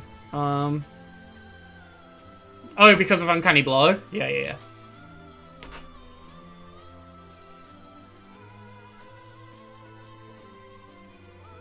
Yeah. He could get a lot. He could stack a lot of hit.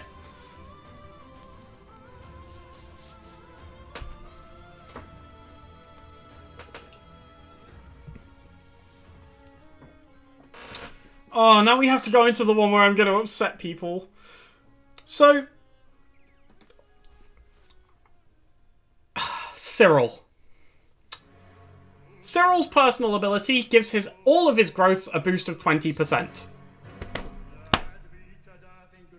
I think, personally, this is an incredibly good personal ability that is ridiculously underrated. This is so strong on him. It's insanely good. It's the reason he can hit the kill thresholds for Chapter 5. It's basically an extra point of every stat, every 5 levels. I think this is ludicrously good. Like, the kill thresholds he hits on Chapter 5, being able to kill everything that isn't an Armonite on the map, is only possible because of this. Like, every 5 levels, this is essentially 2 extra points of damage. Because he gains either 2 points of, a point of strength with point blank volley, or a point of strength and HP with vengeance. Like, I think this is really good. Like, really good. If his growths weren't balanced around him having this, I agree. I mean, it's still really good regardless of what his growths are, because it's not like it's based around his growths.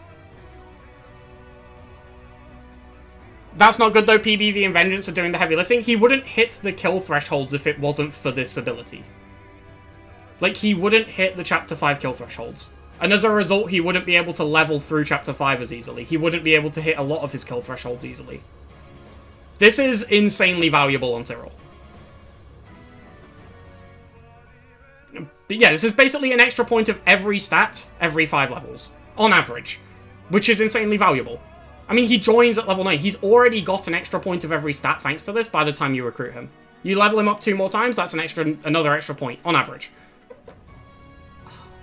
I'm going to put this here. And I realize this might cause some upset, but this is ludicrously good. It's too hard to see its actual effect. I mean, I guess, but like, whatever his level is, times, like, I'm trying to figure out how to word this. Whatever his level is, divide it by 5 and deduct that from every single stat he has. Like, and subtract 1, I guess.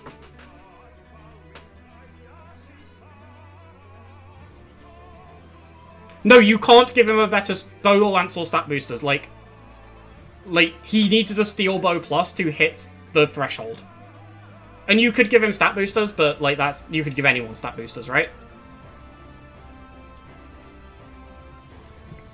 His growths are not comparable with other units, they're significantly better.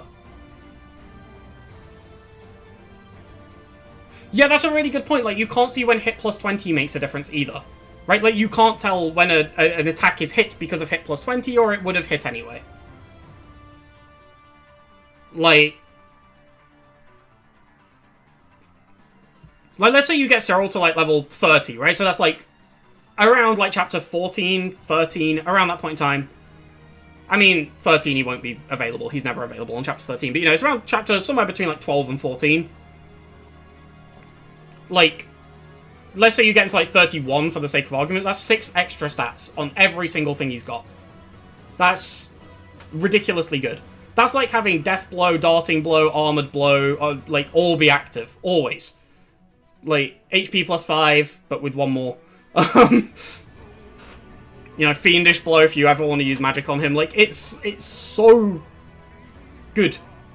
Like, if his personal ability was, like, at level 31, you gain 6 of every single stat, I don't think we would be arguing that this is a very good personal ability. I think it's just viewed poorly because it's, like, based around growths. But if you look at what it actually does on average most of the time, I think this is insanely good.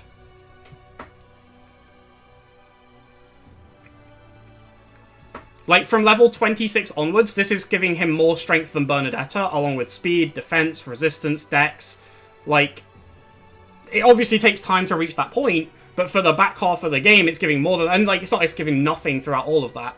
Once he hits level 11, this is giving more damage than Lawrence's personal ability gives, alongside speed, defense, resistance, magic, all of that stuff. Like, it's so insanely valuable if you actually break it down to what it does, that I think this is ridiculously slept on as a personal ability. I understand people take his base growths into account when they talk about this. I get that. Because his base growths are really bad, and this makes his growths above average. But there's, like, no guarantee that if he didn't have this personal ability, he would have better growth. The fact is, as a unit without this personal ability, he would have 20% worse growths. And because he has this personal ability, he gains an extra stat every 5 levels in every area, on average. Which is really valuable.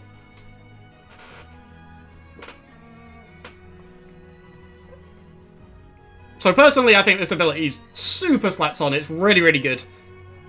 And I'm ready to face the backlash that brings, because people don't like this for whatever reason. I don't quite understand it.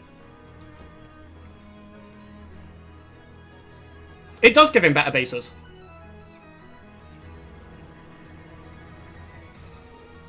It does give him better bases, because when you recruit him, his strength would be like 12 or something, and he said it's like 15, I want to say. I don't quite remember the exact math, but yeah, it does give him better bases. Quote unquote. Like, at the time you recruit him.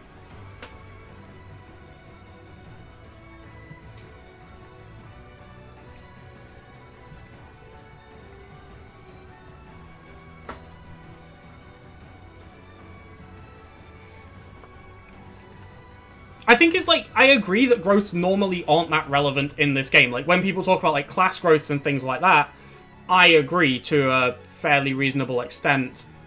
But, like, this is a lot of growths for basically the entire game. Is his personal ability... Okay, I've made this mistake before, and I think I've said this incorrectly before. His personal ability is definitely 100% factored in when he is not recruited. 100%. I checked. I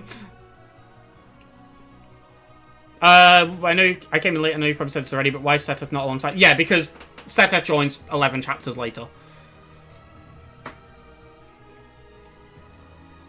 And also the male units can take much better advantage of it.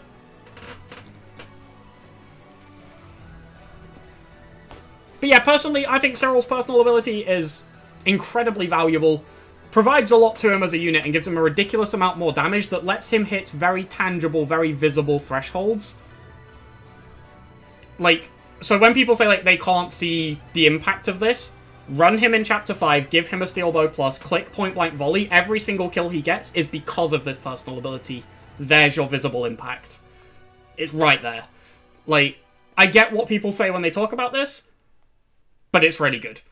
And it deserves to be higher up these lists. On the other hand, abilities that aren't really good, Anna is 5 extra luck. This is 2.5 points of damage. Or 2.5 points of crit, I should say, and 5 points of crit avoid. This is awful. There's not much more to say about this. There is the potential to argue 2 points of crit. This might just be down here. I don't know. 2 points of crit is so terrible. Wrath Vantage reliability, like I see.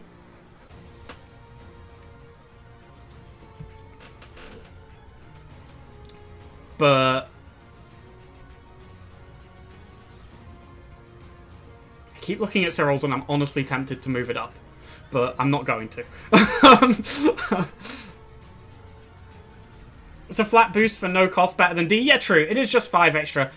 But hey, according to the logic used with Cyril's personal ability, they could just give her 5 more luck in stats, so it must be... No, I'm joking, I'm joking. I do think it's really weird how they're treated differently. They let people say you could just give Cyril better growth, but I've never seen that said about Anna. Like, you could just give her better luck. But, yeah, I think it's better than D. I think that's probably fair. Like, it is just 5 extra luck. As useless as luck is... It's not useless, but, like, as low impact as luck is, it's free stats. 2.5 extra hit from Meteor.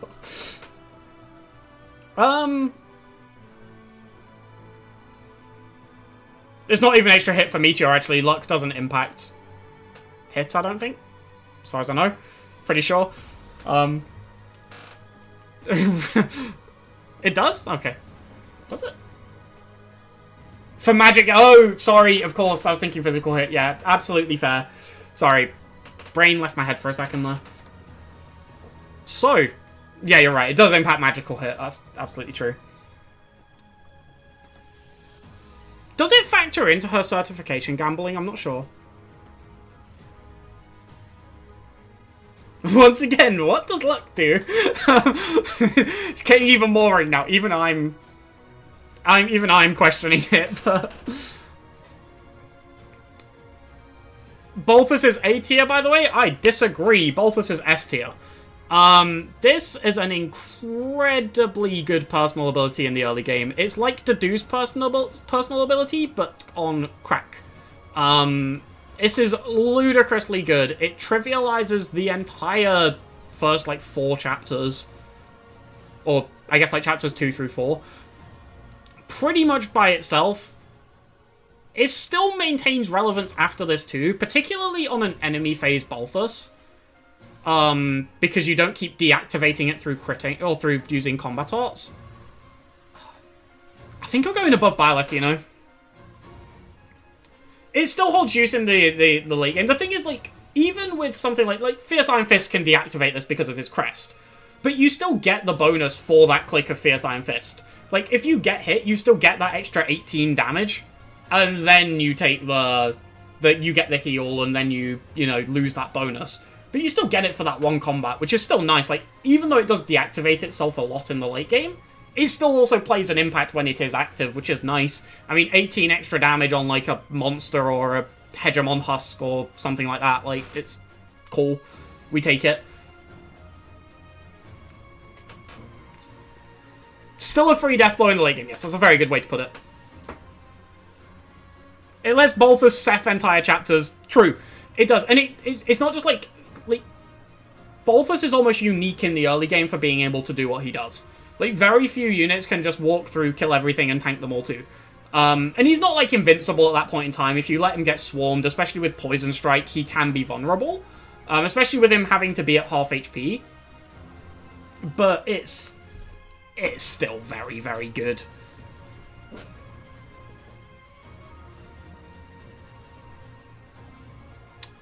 Yeah, I don't think there's much more to say about Balthus. I think this is just widely recognised as being very good.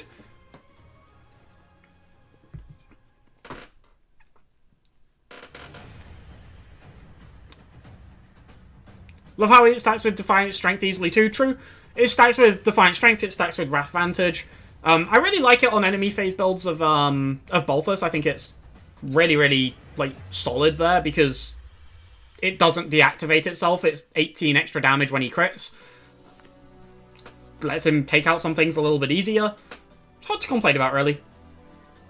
Also, the fact that, like, if you're running Wrath Vantage on Balthus, it makes him a little bit, like, more secure. If that makes sense. Like, a lot of units, when they're at half HP, if something goes wrong, they're in the danger zone, right? Like, if they miss an attack, they're screwed.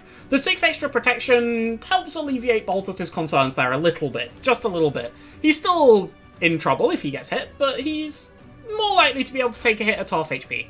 Which is nice. It's appreciated. Constances. Circadian Beat.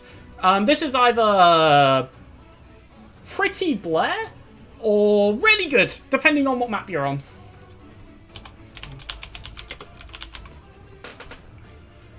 I am just going to pull up the exact bonuses she gets. Is it just... It's just the offensive and defensive stats. Okay.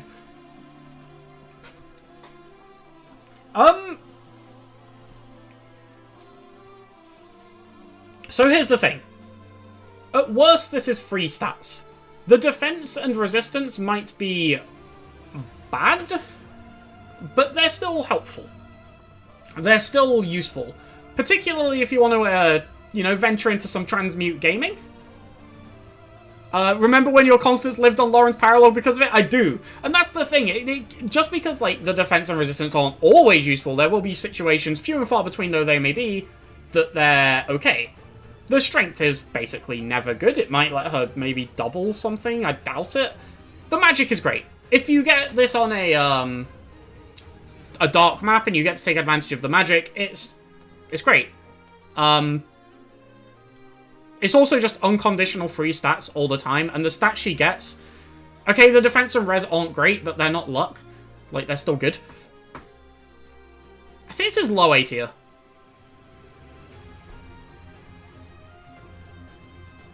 I don't think it can go any higher, because it has too many maps when it isn't particularly greatly impactful.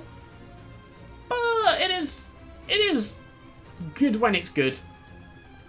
I think it's impactful for more maps than Felix. Well, it's obviously impactful for more maps than Felix's. But I think it, holds enough impact on some of those maps that it's relevant. I also think Constance is a unit who can struggle for kill thresholds. Particularly, not necessarily with Soul Blade, she's fine there, but with things like bolting particularly. There are times where the 3 extra damage on bolting is okay, this wasn't a kill and now it is.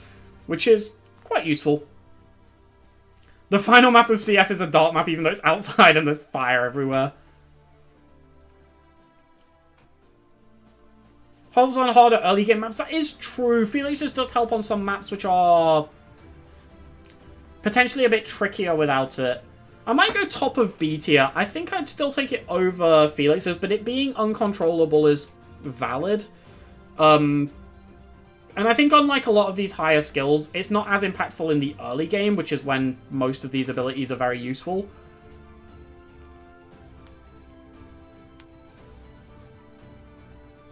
She gets the magic bonus in maps like Embar Palace, yeah. I think this one's just, really towing the line between B and A. It's pretty much in between the pair. I think it's a little bit better than the B tier abilities. I think it's a little bit worse than the A tier abilities. It's on a middle ground, but it's still solid. You've not really got anything to complain about. At the end of the day, it's free stats, and the stats it gives are pretty desirable.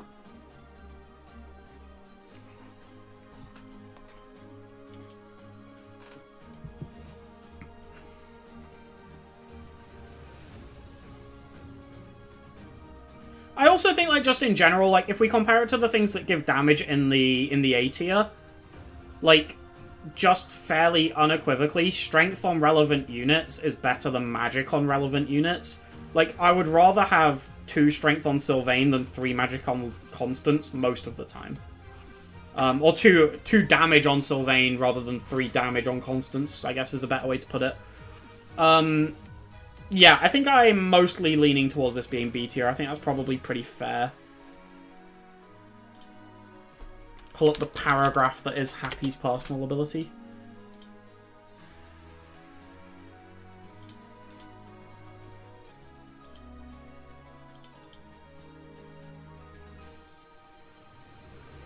Happy is S tier. Okay, I don't agree with that. I'm just going to throw that out there. This is not an S tier for me.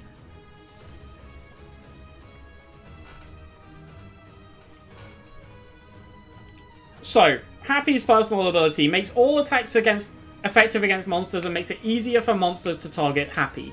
What that essentially means is monsters will always target Happy unless they're gambited. I really don't see the high benefits of this. I'm going to be completely honest. I think the times when this is super helpful, or would be super helpful...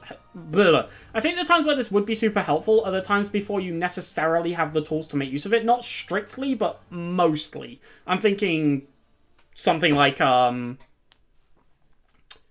Knowledge Gem chapter. What's it called? The Tales of the Red Canyon, the Sothis Paralogue.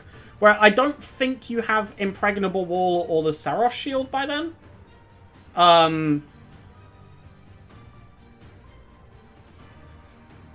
And in the late game, monsters just aren't very threatening. Like, if a unit takes an attack from a monster in the late game, they're generally fine.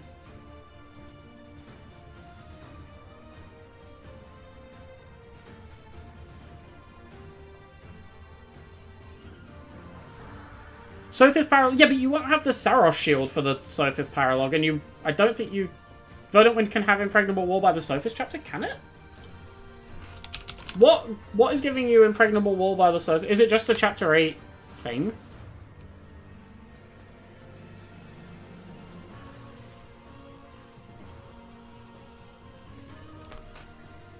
Drawing Hegemon Siege is nice. Yeah, I'm not arguing it's useless, let me make that clear. I just don't think it's, like, as impactful as it is. Because, like, at the end of the day, only impacting monsters... Monsters aren't that common. And you have ways to draw the impact of monsters on other units anyway. One-shotting a barrier is okay, but Happy can one-shot barriers anyway because she has Seraphim, although being able to do it with other spells is okay.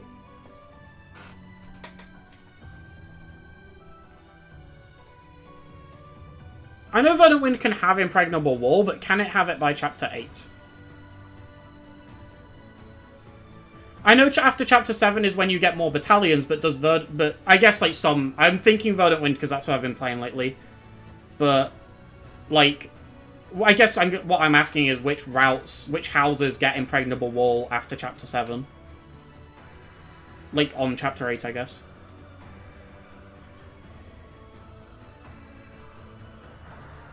The Impregnable Wall is available in every route by the Sothis Paralog, although Verdant Winds is a C rank? Okay.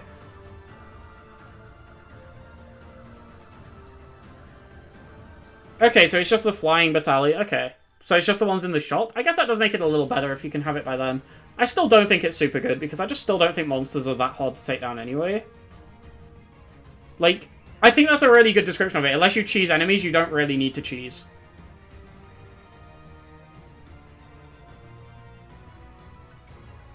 I think the main thing it sort of helps you do is break barriers to get ores, honestly. Because, like, you can just tank with Happy and just, like, take your time taking them out. Which is nice. Ores are cool. It's definitely good. Let's make this clear. I definitely think it's at least B tier. So let's just put it there for now. So that people have a rough perception of where I'm aiming. I'm thinking it's, like, low B tier. Honestly, I'm thinking, like, here-ish. I just don't think monsters are A, common, or B, threatening enough for this to be any higher than that. I know some people really like it, and I get it with the Impregnable Wall tanking strategies. The thing is, you can just tank monsters with basically anyone. Just by using Gambits, and typically my Happy's doing stuff. Now, this might just be me, because I am a massive fan of Happy, and she tends to be quite an active unit in my teams, but typically I don't want her standing there tanking monsters. I want her, like, warping units, I want her throwing down Banshees, I want her, like, actually doing stuff. Not just sort of being monster bait, but that might just be me, because I recognize I do, like, obviously over-prioritize the units I enjoy using. As I'm sure anyone does.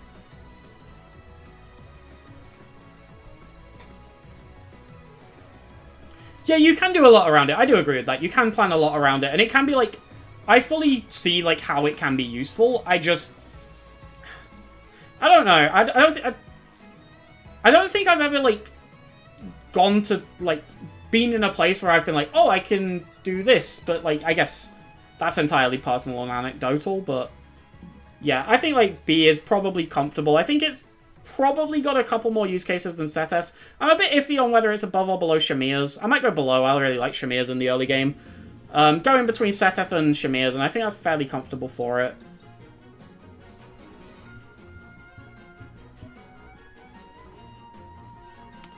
The last one! The last one is Yuri.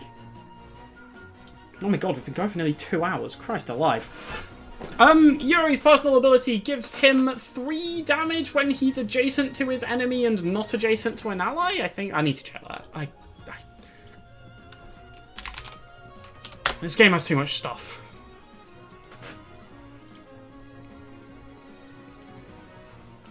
Okay, so, important distinction. Yuri's gives 3 attack when in combat with an enemy 1 space away and not next to an ally.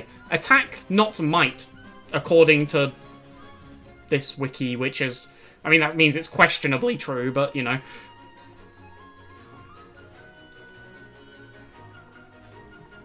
Yuri can't be comboed with Sacred Power, Advocate, Professor's Guidance. True.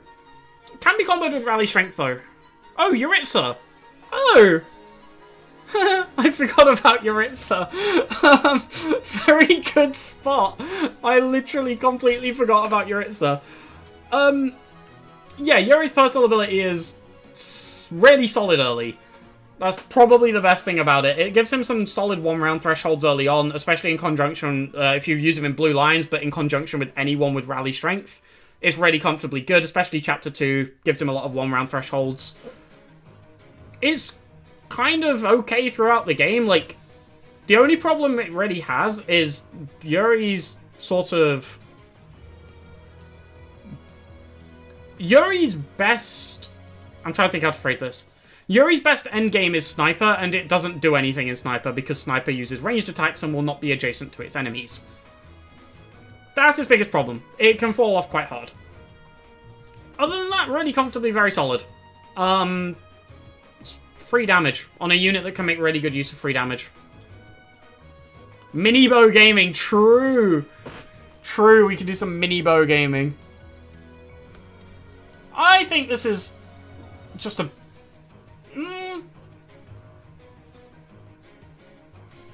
I don't know, because, right, here's my issue with this. I think I can see upsides where this can be useful throughout the game. I just don't use Yuri in that way, but you absolutely could.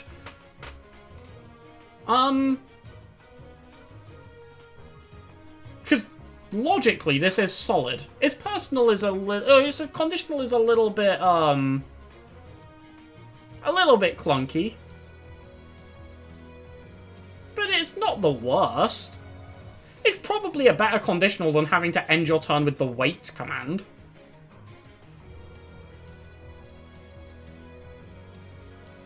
It might be here. I think it's comfortably very good.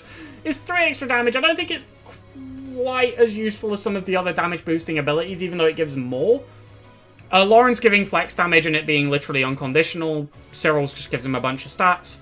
Leonie's and Sylvain's are much easier to trigger. I think being adjacent to a unit and not requiring adjacency to your enemy is quite nice.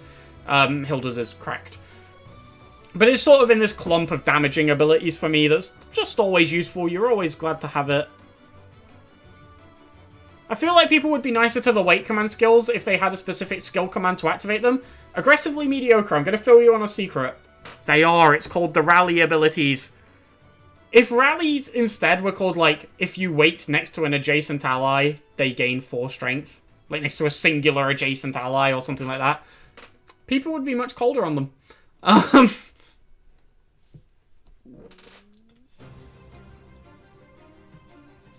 That's a very good point. That's a very good point.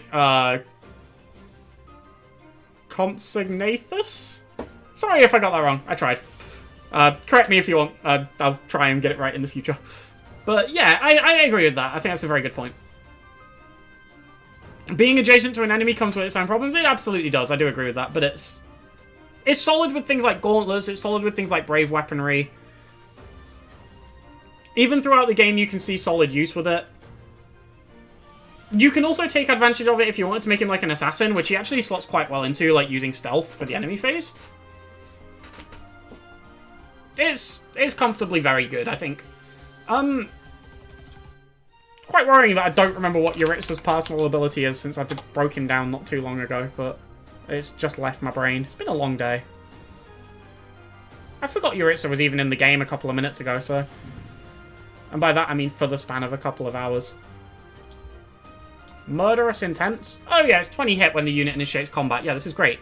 Yeah, Murderous Intent is comfortably really good. It's just player phase only, which is worse than regular hit plus 20. And it doesn't come super early in the game, which I think is like the big draw of Ignaz's personal. It's still very good. It's Uncanny Blow at home. That's a very good way to put it. Uncanny Blow is a good ability. This is a slightly worse version of Uncanny Blow, but you don't have to go through Valkyrie to get it, which is hit or miss, but it's pretty good.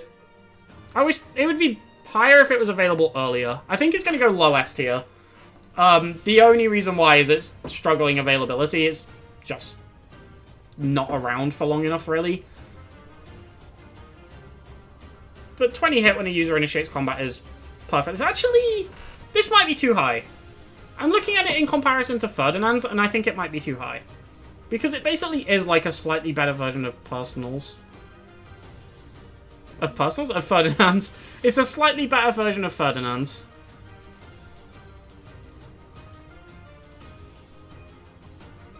But it's not around for as long. I might just put it next to Ferdinand. Yeah, that seems comfortably fine. Yeah, I think S is way too high too. I agree with that. I don't think I was correctly weighting it when I first considered it. I think I'd put Ferdinand's higher because it's available at a more apt time. It gives slightly more, but I mean, I guess Ferdinand's is still active on the enemy phase. It just can deactivate itself. I think it's fine there. I think it's okay just slightly below Ferdinand's. They're very similar abilities. 20 hits a good thing. It'd be S if it was a student. I'd agree with that.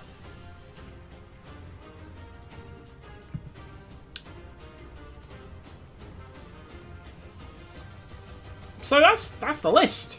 That's every personal ability.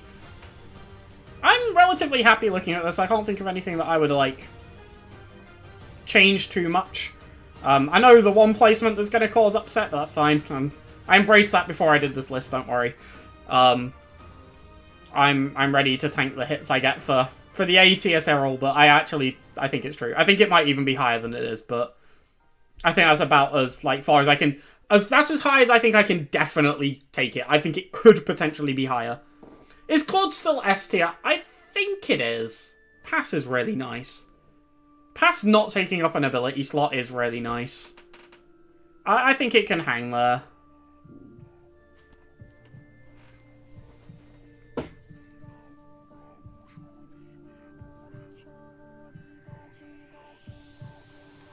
The requirement of adjacency is really awkward for Caspar.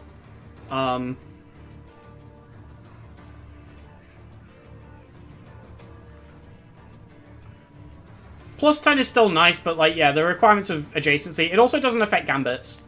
The plus hit ones do affect gambits, but minus avoid doesn't, because avoid isn't factored into gambit hit.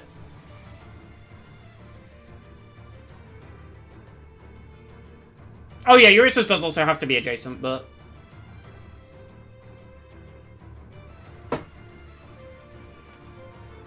Wait, no it doesn't.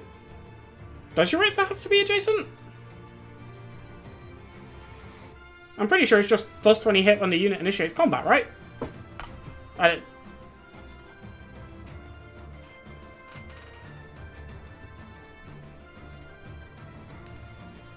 No, it's okay, it's okay. You said it, and I'm like, oh yeah, that is true. And then it just sort of clicked in my mind, like, no, it isn't. Don't worry about it at all. But yeah, I think Casper's, like, first of all, not affecting gambits is a pretty big hit. And then the requirement of adjacency, again. And then it's also just a lower number. I think all of that together, like, just drags it down a little bit.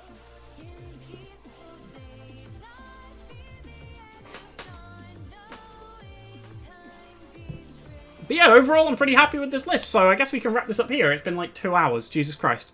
I'd like to thank you all for watching. I'd like to thank you all for participating in the chat. Thank you to the patrons, again, who voted on this list. And again, thank you for supporting the channel. It helps me out a lot, and I really do appreciate it.